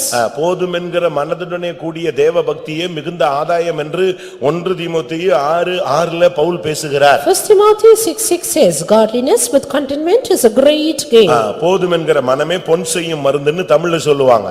And in the they say godliness that is contentment. தேவனுடைய பிள்ளைக்கு போதும் என்கிற ஒரு மனசு இருக்கணும். And children of God should have contented mind. உங்களுக்கு அப்படி யாருக்காவது இருக்கா? Do anyone of you like அதனால இங்க சொல்லி இருக்கிறது உங்களுடைய சம்பளமே போதும் என்று இருங்கள். That's why be content with your wages. அப்போ 400 ரூபாய் சம்பளம் வாங்குறோம் அதுவே போதும் மத்த நேரம்லாம் படுத்துக்கலாம் இல்ல. சம்பாதிச்சு சம்பளம் வாங்கலாம். ஆனா நீ அநியாயமா ஒருத்தண்ட கைவிட்டு வாங்கிடக்கூடாது, பரிதானம் வாங்கிடக்கூடாது, காசு வாங்கிடக்கூடாது, கிஃப்ட்ங்கிற பேர்ல என்னத்தையாவது வாங்கிடக்கூடாது. And you can earn and have your wages, but never take bribes, never borrow from others. ஒருவேளை உன சம்பளம் மாத்திக்கிட்டே இருப்பாங்க. Maybe they are taking your wages. ஆதியாகமம் 31:41 யாக்கோபு சொல்றாரு அவனுக்கு ஓனர் அவங்க மாமா தான். ஆனா அவர் 10 ட்ரிப் இவன் சம்பளத்தை மாத்தினாரா. Genesis 31:41 Jacob's owner was Laban his uncle, but he changed his wage 10 times. அவன் சொல்றான் உன்னுடைய தகப்பன் உங்களுடைய தகப்பன் எனக்கு சம்பளத்தை 10 ட்ரிப் மாத்திட்டான் அந்த ஆளுன்னு. He said your father changed my wages 10 times. ஆனாலும் அதுக்கு அவன் ஒத்துக்கிட்டே போயிட்டே தான் இருந்தான். But still he accepted it. பிரியமானவர்களே உங்களுக்கு தேவன் கொடுப்பது போதும். Beloved, what God gives is enough. உனக்கு இன்னது தேவை என்று அவர் அறிந்திருக்கிறார். He knows your need. உனக்கு வீடு கொடுக்கணும் அப்படினு பிளான் பண்ணாருன்னா கரெக்ட்டா வீட்டை கொடுப்பார். If he plans to give you a house, he will do it. நான் போன வாரம் ஒரு வீட்டுக்கு போனேன். I went to a house last week. அவங்க வாடகை வீட்ல இருந்தவங்க தான். They were in rented house. அப்போ அவங்களுக்கு ஒரு இடம் கிடந்துச்சு. They had a place, a land. ஆனா வீடு கட்டணும்னு ஆசை. They wanted to build. But கையில காசு கிடையாது. But had no money. அப்போ ஒரு ஊழியக்காரர் சொன்னாரா. Then a servant of God said, நீ சேர்த்து வச்சிட்டு கட்டணும்னு பாக்குறியா? அப்போ வாழ்நாளெல்லாம் சேர்த்து வச்சுக்க மாட்டே. You want to gain and finally build, you cannot do it. இருக்கிறத வச்சிட்டு ஸ்டார்ட் பண்ணு கர்த்தர் தருவார். Start with what you have and God will give. அவங்க அறிக்கையில அவங்க ஸ்டேட்மென்ட் என்ன சொன்னாங்க தெரியுமா? You know what they stated? நான் அந்த வார்த்தையை கேட்ட உடனே ஓஹோ ஆண்டவரை விசுவாசிச்சு கட்டாம சேர்த்து வச்சிட்டு கட்டணும்னு நினைச்சது தப்புதானா? சரி இருக்கிறத வச்சு ஜெபம் பண்ணிட்டாங்க. நான் ஸ்டார்ட் பண்றேன்னு ஸ்டார்ட் பண்ணேன். எனக்கு டெடிகேஷன் அன்னைக்கு எல்லா வேலையும் முடிச்சு காணிக்கை கொடுக்கிறதுக்கு எனக்கு 2 லட்சம் ரூபாய் கையில இருந்துச்சுன்னு சொன்னார். I had belief on God's word and I started like that and I finished the dedication, had 2 lakhs to give offering. எப்படி இருக்கும் பாருங்க. Just think. விசுவாசத்தை ட்ரையல் பண்ணி பார்க்கணும். ட்ரை பண்ணி பார்க்கணும். Try to live by faith. உங்களுடைய faith-ஐ நீங்க எக்ஸர்சைஸ் பண்ணுங்க. Exercise your faith. உங்களுடைய விசுவாசம் கிரியை இல்லாவிட்டால் அது செத்து போனது. Faith without work is dead. இந்த செத்து போன கண்ணுக்குட்டிய வைக்கோல் வச்சு வச்சிருப்பான் அந்த மாடு அப்படியே தலையாடிக்கிட்டே பால் கொடுத்துக்கிற மாதிரி விசுவாசம் செத்து போய் இந்த சபையில நீ காணிக்கை கொடுத்துக்கிட்டே நிக்க கூடாது. As the dead calf is hid with stores, don't be having a dead faith. கர்த்தருக்காக நீ நிக்க வேண்டிய நேரம் வந்து விட்டது. But the time to stand for the Lord is உங்கள் come. சம்பளமே போதும் என்று இருங்க. Be content with your wages. உலக சம்பளம் மாத்திரமல்ல. Not only the wages of this உனக்கு இந்த world. மார்க்கத்துல வந்தா உனக்கு ஒரு சம்பளம் கொடுப்பாரு. He will give you wages in this part. பரலோகத்துல உனக்கு ஒரு சம்பளம் இருக்கு. A reward in heaven. என்ன சம்பளம்? What wages? ஆத்துமாக்களை பாதுகாத்தால். If you preserve the souls. ஆத்துமாக்களை வளர்த்தால் If you grow up souls, அதான் ரொம்ப முக்கியமானது. that is very important. மோசே பிறந்தான். Moses was born, அவனை நாணல் பெட்டியில வச்சு தண்ணியில விட்டுட்டாங்க. kept him in the ark of bulrushes in the water, ஆனாலும் நிம்மதி இல்ல. but no rest. அந்த தாய்க்கு இளைப்பாறுதல் இல்ல. That mother had no rest. தடுமாறிக்கிட்டே இருக்கறா. She was just stumbling, என்ன பண்றதுனே தெரியல. didn't know what to do. அத ஒரு நாணல் பெட்டி செஞ்சு நாணலுக்குள்ள விட்டாச்சு. Made an ark of bulrushes in the water. ஆனா பிள்ளைக்கு என்ன சம்பவிக்குமோ தெரியலையே. I don't know what will happen to the child. அழுது இழுது விடுமோ?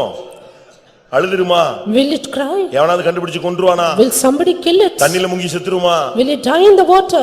இப்ப தாய்க்கு அங்க போக முடியல. Now she could not go out. அவளுடைய குடல் கொதிக்குது. Her bowels yearns. ஒரு ஆள் அங்க நிக்குது. But there is one person அவள there. யாரு? She is Miriam. அங்க நின்னுக்கிட்டே இருந்தா. She was standing afar. தண்ணில இந்த பெட்டி எவ்வளவு தூரம் போகுது, எங்க ஸ்டக் ஆகி நிக்குது, அவ பாத்துக்கிட்டே இருந்தா. How long the ark is going, where it is stuck up. பிள்ளைக்கு என்ன சம்பவிக்கும்? What will happen to the child? தன்னுடைய தம்பி இல்லையா? Is it not her younger brother? அந்த பிரதருக்காக அவ அந்த சின்ன பிள்ளையிலேயே அவ மைண்ட் ஓடிட்டே இருந்துச்சு. Right in that young age, her mind was running after that boy. அதனாலதான் மிரியாமன் கர்த்தர் தண்டிச்சாலும் அவளை விடல. That's why though God rebuked Miriam, he did not spare. அவளை தண்டித்தாலும் கர்த்தர் இரக்கம் பாராட்டினார். Though he punished her, the Lord had mercy. இவ வெயிட் பண்ணிட்டே இருக்கறா. Now she is இப்ப பார்வோனுடைய குமாரத்தி வந்து அங்க குளிக்க வர்றா. இதெல்லாம் நமக்கு எல்லாருக்கும் தெரியும். Pharaoh's daughter came there to take baths. இப்ப பிள்ளை அழுகுது. Now the child is இந்த crying. பிள்ளை எப்படி என்ன பண்றது? What to do with this child? எப்படி வளர்க்கிறது? How to grow it up? அப்படி ஒரு क्वेश्चन வருது உள்ள. A question came like that. அப்பதான் அங்க இந்த பிள்ளை ஓடி வர்றா. And it is at that time Miriam came up. எவ்வளவு அருமையான ஒரு வார்த்தை. See what a beautiful word. வாசியுங்கள்.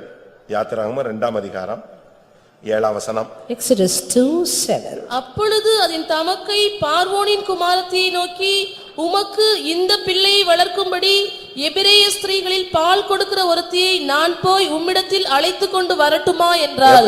எப்படிப்பட்ட ஒரு ஸ்டேட்மென்ட் கொடுக்கற பாருங்க. See what a beautiful statement she gave. பார்வோனுடைய குமாரத்தியவே ஒரே வசனத்துல கவுத்துன ஒரு ஆள் இவதான். And she is the person who overthrew Pharaoh's daughter in a word. ஆத்துமாக்கள்ட்ட எப்படி பேசணும்னு தெரியணும். Know how to speak to souls. புருஷன்ட்ட எப்படி பேசணும்னு தெரியணும், மனைவிட்ட எப்படி பேசணும்னு தெரியணும், ஓனர்ட்ட எப்படி பேசணும்னு தெரியணும், ஊழியக்காரன்ட்ட எப்படி பேசணும்னு தெரியணும். Know how to speak to husband or wife or to owners or to the servants of God. ஒரு புதிய ஆத்துமாட்ட எப்படி பேசணும் நமக்கு தெரியணும். Know how to speak to a new soul. ஒருவேளை உங்களுக்கு பிசினஸ் மேனேஜ்மென்ட் தெரியும். Or maybe you know the business life.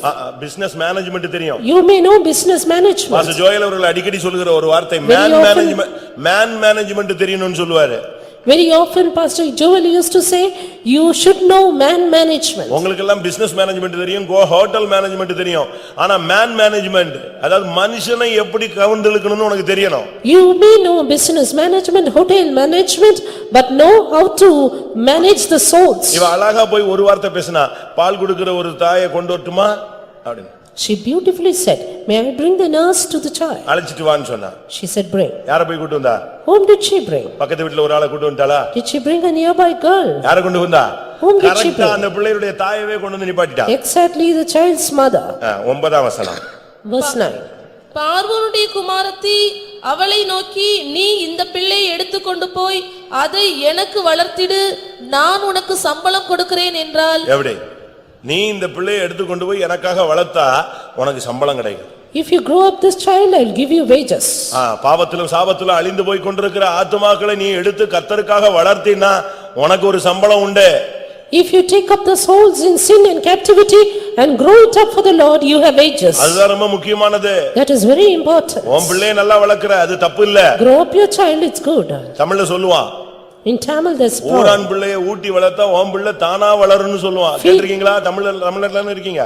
Feed the neighbor's child and your child will grow up by itself. இன்னொருத்தன் பிள்ளையை நீ ஊட்டி வளர்த்தா உன் பிள்ளை என்ன செய்யுமா?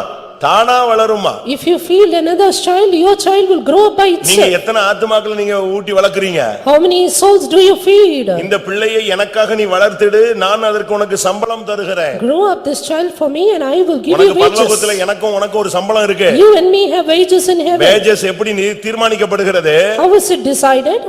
எதை வைத்து உனக்கு இன்சென்டிவ் கொடுக்கப்படுகிறது? With what is that incentive determined? உன்னுடைய பேசிக் என்ன?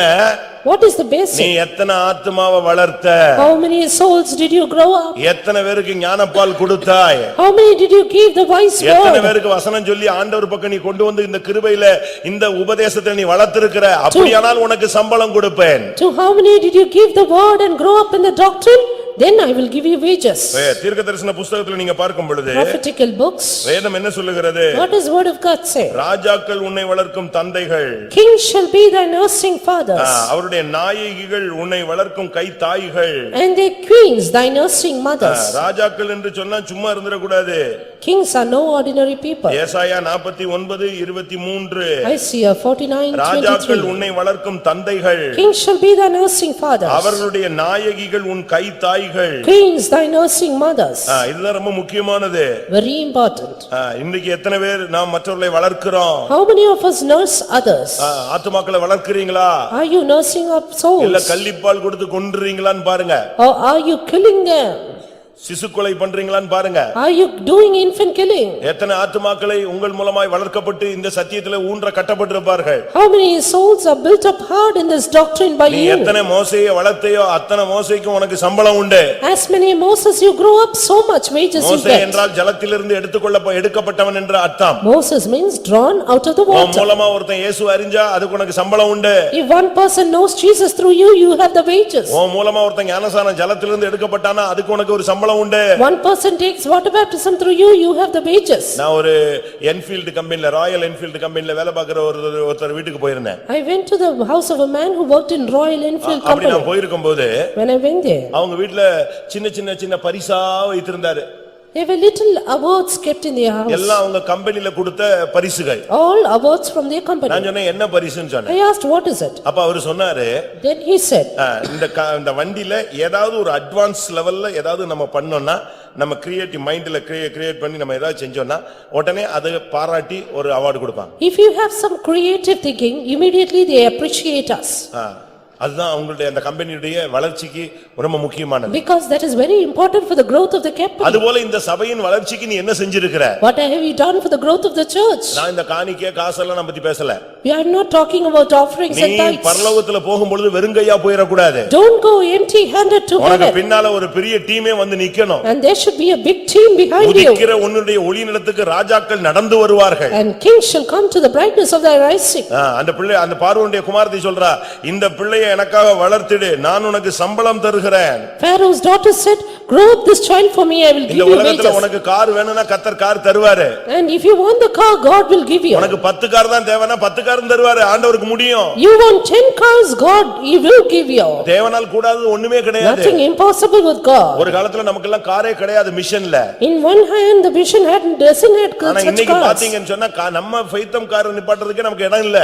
But today, we don't have sufficient place to அதனால place. தேவன் நீ அந்த பிள்ளையை வளர்க்கத்தான் உனக்கு சம்பளம் கொடுத்துக்கிட்டே இருப்பாரு. வளர்ச்சி உனக்கு ஆசீர்வாதம் வந்துகிட்டே இருக்கும். God will give you wages if you grow the child. கடைசியாக Finally, அப்போஸ்தலர் 10 அதிகாரம் Acts 10, 7 வசனத்துல 7, ஒரு போர் சேவகனை பத்தி பைபிள் சொல்லுகிறது. about a soldier.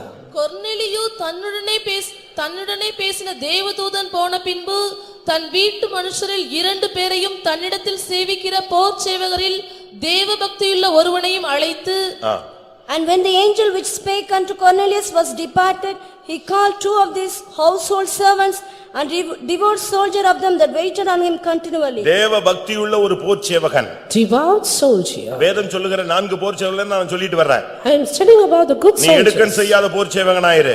You should be a good soldier for பொய்யாய் Jesus, குற்றம் சாட்டாத ஊழியக்காரனாயிரு. who doesn't do violence and accuse உனக்கு others. கர்த்தர் கொடுக்கிறது போதும்னு சோத்திரம் பண்ணு. A soldier who is content with the wages. கர்த்தாவே நீர் எனக்கு கொடுத்தது போதும். Whatever you give me is enough, Lord. உனக்கு தேவைன்னா உன்னை கரெக்ட்டா கொண்டு வந்து எல்லாம் தருவாரு. If you need, God will exactly bring you out. இப்போ அடுத்த ஒரு ஊழியக்காரனை வேதம் சுட்டி காட்டுகிறது. The next soldier pointed out, கொர்நேலியுடைய வேலைக்காரன் அவன் தேவபக்தி உள்ள ஒரு போர் சேவகன். devout soldier in the household of Cornelius. தேவபக்தினா என்ன?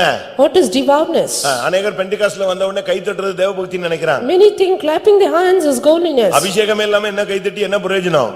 Infilling of the anointing, அபிஷேகம் இல்லாம கை தட்டி என்ன பிரயோஜனம்? what is the use of it? யாக்கோபு 1 அதிகாரம் 27 வசனம் என்ன சொல்லுகிறது? James 1:27, சுத்தமான பக்தி, pure godliness. திக்கற்ற பிள்ளைகளும் விதவைகளும் படுகிற உபத்திரவத்திலே அவர்களை விசாரிக்கிறதும் உலகத்தால் கரைபடாதபடிக்கு தன்னை காத்துக்கொள்ளுகிறதுமே பிதாவாகிய தேவனுக்கு முன்பாக மாசில்லாத சுத்தமான பக்தியாயிருக்கிறது. சுத்தமான பக்தி. Pure religion. கொரிந்தியர்ல நாம் பார்க்கும் பொழுது In Corinthians, பரிசுத்தமாகுதலை தேவ பயத்தோடு பூர்ணப்படுத்த கடவோம். perfecting holiness in the fear of God. இந்த பக்தினா என்ன? What is this godliness? உலகத்தால நீ கரைபடவே கூடாது. Not being spotted by the world. உலகத்தினால் கரைபட்டவன் பக்தி உள்ளவன் அல்ல. If you are spotted, you are not godly. இந்த தேவ பக்தி உள்ள இந்த இந்த போர் சேவகன் This devout soldier, என்ன யாரோட இருந்தா? முதலாவது first with whom? முதலாவது கொர்நேலியோட இருந்தான். With Cornelius. இரண்டாவது இப்போ பேதுருவோடு சேர்ந்துட்டான். Secondly, joined with Peter. இது எதை காண்பிக்கிறது? What is the நீ show? ஒரு தேவபக்தி உள்ள ஒரு போர் சேவகன் ஆனால் If you are a devout soldier, நீ அதனுடைய உன்னுடைய பகுதி என்ன? what is your part? நீ பேதுருவோடு இணைய வேண்டும். You should be knit with God. கொலோசியர் 1:12 படி Colossians 1:12. ஒளியில் உள்ள பரிசுத்தவான்களுடைய சுதந்திரத்தில் நீ பங்கடைய வேண்டும். You should be partakers with the saints in light. கொர்நேலியு ஒரு பரிசுத்தவான் தான். Cornelius is a saint. ஒரு தேவனுடைய மனுஷன் தான். A man of God. எப்பொழுதும் ஜெபிக்கிறவன் தான். Always pray. தேவதூதன் அவனுக்கு தரிசனமாவான். Angel of God appears. அவன் கூட இருந்து இவனுக்கு தேவபக்தி உண்டானது. And he had devoutness through him. ஆனா இப்ப நாட்கள் நிறைவேறின பொழுது But when the time was இவன் fulfilled, பேதுருவோடு பயணிக்கிறவனாய் மாறினான். he joined with Peter. அப்போஸ்தலரோடு இணைந்து கொள்ளுகிறவனாய் மாறினான். Knit with the apostles. ஒளியில் உள்ள பரிசுத்தவான்களுடைய சுதந்திரத்தில் நீ பங்கடையும்படியாக இது உன்னை அழைக்கிறது. Calls you to be partakers of the inheritance of the saints in இப்ப light. அடுத்து என்ன நடந்தது? Nextly, அப்போஸ்தலர் 10ஆம் அதிகாரத்துல நாம் பார்க்கும் பொழுது Acts 10, 44-46 வசனங்கள்ல பார்க்கும் பொழுது இந்த தேவபக்தி உள்ளவனும் அங்கே இருந்து அபிஷேகத்தை பெற்றுக் கொள்கிறான். 44-46, this devout man received the anointing. அப்போஸ்தலர் 11:1 பார்க்கும் பொழுது 11:1, அந்த வீட்ல இருந்த எல்லாரும் தேவ வசனத்தை ஏற்றுக்கொண்டார்கள். all the people accepted the word of நீ ஒரு God. போர்ச்சேவகனானால் இந்த உபதேசத்தை ஏற்றுக்கொள். If you are a soldier, accept this. நீ ஒரு போர்ச்சேவகனானால் ஒளியில் உள்ள பரிசுத்தவான்களுடைய சுதந்திரத்தில் பங்கெடுத்துக்கொள். If you are a soldier, partake of the inheritance of the நீ ஒரு saints. போர்ச்சேவகனானால் இந்த மார்க்கத்தில் வருகிற தீங்கை நீ அனுபவி. If you are the soldier, endure the evil in this path.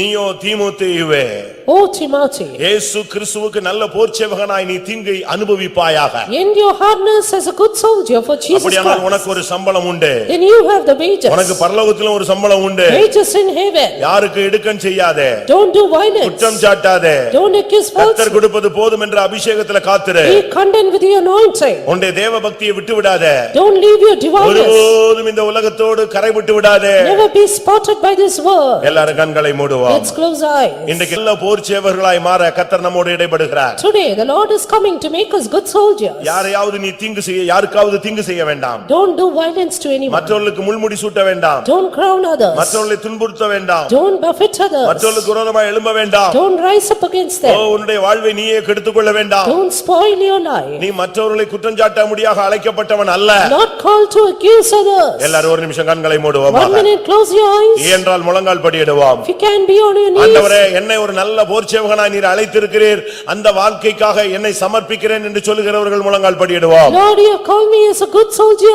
I surrender myself, then kneel கர்த்தர் இன்னைக்கு down. நல்ல போர்ச்சேவகர்களுக்காக கர்த்தருடைய வார்த்தை வந்து கொண்டிருக்கிறது. The word of the Lord is for the good soldiers. கர்த்தர் உன்னை யுத்த வீரனாய் காண்கிறார். God sees you as a soldier. ஏனென்றால் அவர் ஒரு சேனாபதியாக உனக்கு முன்பாக நிற்கிறார். Because he stands as a captain. நீ அவருக்கு பின்னால் ஒரு போர்ச்சேவகனாய் நில். And stand as a soldier behind. யுத்த களத்திலே போர்க்களத்து முனையிலே மரணத்துக்கு துணிந்து நிற்பாயாக. Stand in the front, in the battle front for bear. சவுலுடைய போர்ச்சேவகனை போல முதுகு காட்டி ஓடி விடாதே. Don't run away turning your back like Saul's நீ soldiers. கொர்நேலியுடைய போர்ச்சேவகனாய் மாறு. Become the soldier of தேவ Cornelius. பக்தி உள்ளவனாய் மாறு. Become devout. ஒளியில் உள்ள பரிசுத்தவான்களோடு சேர்ந்து கொள். Join with the saints in light. நல்ல அபிஷேகத்துக்கு உன்னை நிரப்பிக்கொள். Receive a good anointing. இந்த வசனத்தை நீ ஏற்றுக்கொள்வாயாக. Accept this word. இடுக்கண் செய்ய மாட்டேன் என்று தீர்மானித்துக்கொள். Decide to do no violence. யாரையும் குற்றஞ்சாட்ட மாட்டேன். Decide not to accuse. கர்த்தர் எனக்கு கொடுத்தது போதும். What God given me is enough. அப்படி சொல்றவங்க எல்லாம் கண்களை மூடுங்க பார்க்கலாம். Those who say that, close your தலையை eyes. உயர்த்துங்க. Lift up your eyes. ஆமென். பலவீனத்துக்கு நீங்க இடம் கொடுக்காதீங்க. Don't give place to your weakness. பொல்லாத ஆவிகளுக்கு இடம் கொடுக்காதீங்க. Don't give place to evil work. ஆமென். கர்த்தர் உன்னோடு பேசிக் God கொண்டிருக்கிறார். is speaking to you. இந்த கூட்டத்துல வந்த உனக்கு ஒரு தூது. A message for you. என் மகனே, நீ என்னுடைய போர்ச்சேவகன். My son, you are my N soldier. மகளே, நீ எனக்காக நீ ஒரு போர்ச்சேவகனாய் அழைக்கப்பட்டிருக்கிறாய். My daughter, you are called to be a soldier. போராட்டங்களை கண்டு பயப்படாத. Don't be afraid of conflicts. போராட்டங்களை கண்டு பின்வாங்காத.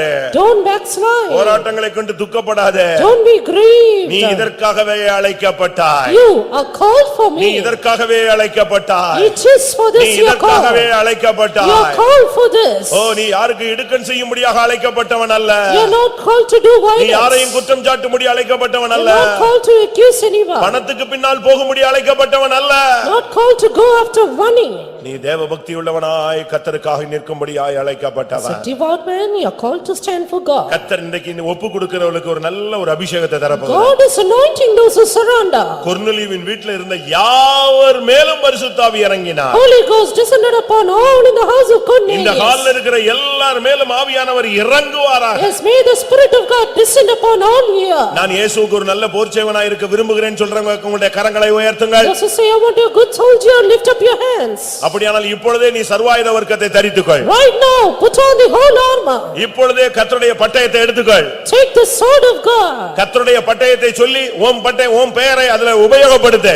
Use the sword of God and use your name. கர்த்தரின் பட்டயம் கிதியோனின் பட்டயம் என்று சொன்னார்கள். Sword of the Lord is the sword of Gideon. இன்னைக்கு இந்த நீ போர்ச்சேவகன் அல்லவா?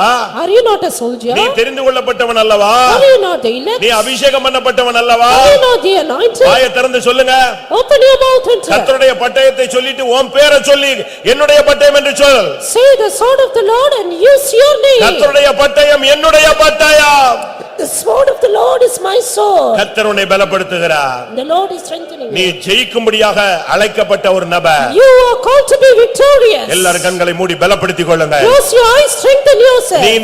இந்த யுத்த களத்துல தோற்று போக கூடாது. You should not be defeated. இந்த வருஷத்தின் துவக்கத்திலேயே நீ ஒரு சோல்ஜர்னு கர்த்தர் உன்கிட்ட பேசியிருக்கிறார். கர்த்தர் என்கிட்ட தான் பேசினாரு, எனக்கு தான் பேசிட்டு இருக்கிறாரு என்று எத்தனை பேர் நிச்சயித்துக் கொண்டீர்கள்? இன்னைக்கு நான் தீர்மானிக்கிறேன், நான் இயேசுவின் போர் வீரன். அதனாலதான் எனக்கு பிரச்சனை வருது. ஆனா கர்த்தர் சேனாபதியாயிருக்கிறார், நான் ஜெயிப்பேன். ஹல்லேலூயா. எத்தனை பேர் விசுவாசிக்கிறீர்கள்? நீங்க ஒப்பு கொடுங்க. கர்த்தர் ஒரு அபிஷேகத்தை உன்மேல் போட போகிறார். திடாபக்கா திடானியா கராபக்கா திடானியா. ஹல்லேலூயா. திவ்யா ராமானாஷாதா.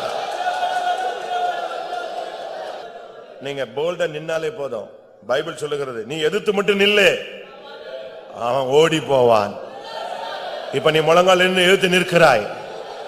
கிறிஸ்துவின் நல்ல போர் சேவகனா நீ எதிர்த்து நில்லு, அவன் துரத்துவார், இல்லாமல் ஓடுவார். சிபாலாபாகா தீதாபாலாகா தீதபிகா துராகரா. ஹல்லேலூயா ஹல்லேலூயா. தலகர்த்த நாம் இயேசு நின்று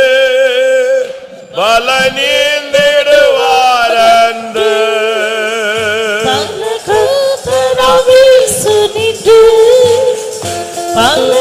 நிற்கிறதாக எண்ணிக்கொள்ள வேண்டாம்.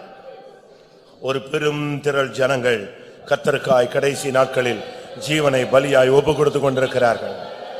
காரணம் என்ன? அவர்கள் தரிசனம் தங்களுக்கு முன்பாக ஜெயவேந்தராய் இயேசு நிற்கிறதை காண்கிறார்கள். ஆமென். எத்தனை பேர் விசுவாசிக்கிறீர்கள்? உன் யுத்தத்தில் ஒருத்தர் முன்னால் போய் கொண்டிருக்கிறார். எத்தனை பேருக்கு அந்த நிச்சயம் இருக்கிறது?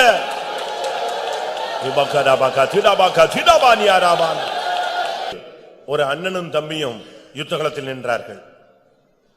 படையோ ரெண்டு பகுதியில சத்துரு எதிர்த்து வந்தான். அண்ணனும் தம்பியும் சேனைகளும் நின்று கொண்டிருந்த பொழுது ரெண்டு படை வந்தது.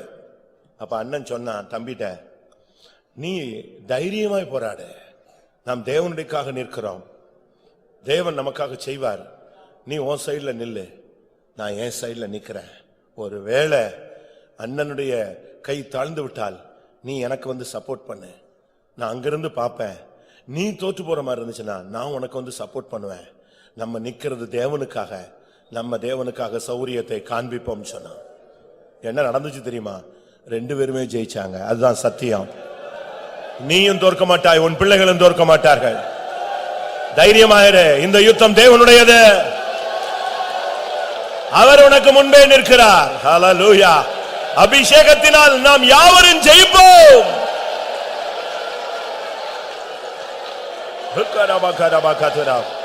அவராவியினால் புது பலன் அடைந்து ஜெய வீரராய் நின்றிடுவோம்.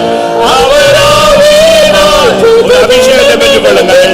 ஜெய வீரராய் கிறிஸ்துவின் சேனையில் ஒரு நல்ல போர் சேவகனாய் கர்த்தர் நம்மை தெரிந்தெடுத்திருக்கிறார். அதற்காக ஸ்தோத்திரம் பண்ணுவோம்.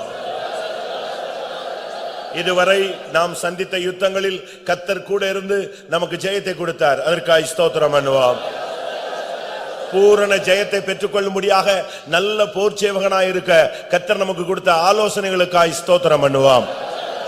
தேவனுடைய வசனத்தின்படி வாழ்ந்து ஒரு தேவ பக்தியுள்ள ஒரு சந்ததியாய் மாறி ஆண்டவருக்காக நின்று ஆண்டவருக்காக ஜெயித்து ஆண்டவர் ஒரு பொழுது அவரை சந்திக்க அருள் செய்ய முடியாய் ஸ்தோத்திரம் பண்ணுவோம். பிதா குமாரன் பரிசுத்த ஆவியானவருக்காய் ஸ்தோத்திரம் பண்ணுவோம். நல்ல போர்ச்சேவர்களை சேர்க்க இயேசு வருகிறார். அவருக்காய் ஸ்தோத்திரம் பண்ணுவோம். எல்லா மகிமையும் அவருக்கு செலுத்தி ஸ்தோத்திரம் பண்ணுவோம். ஜெபம் பண்ணுவோம்.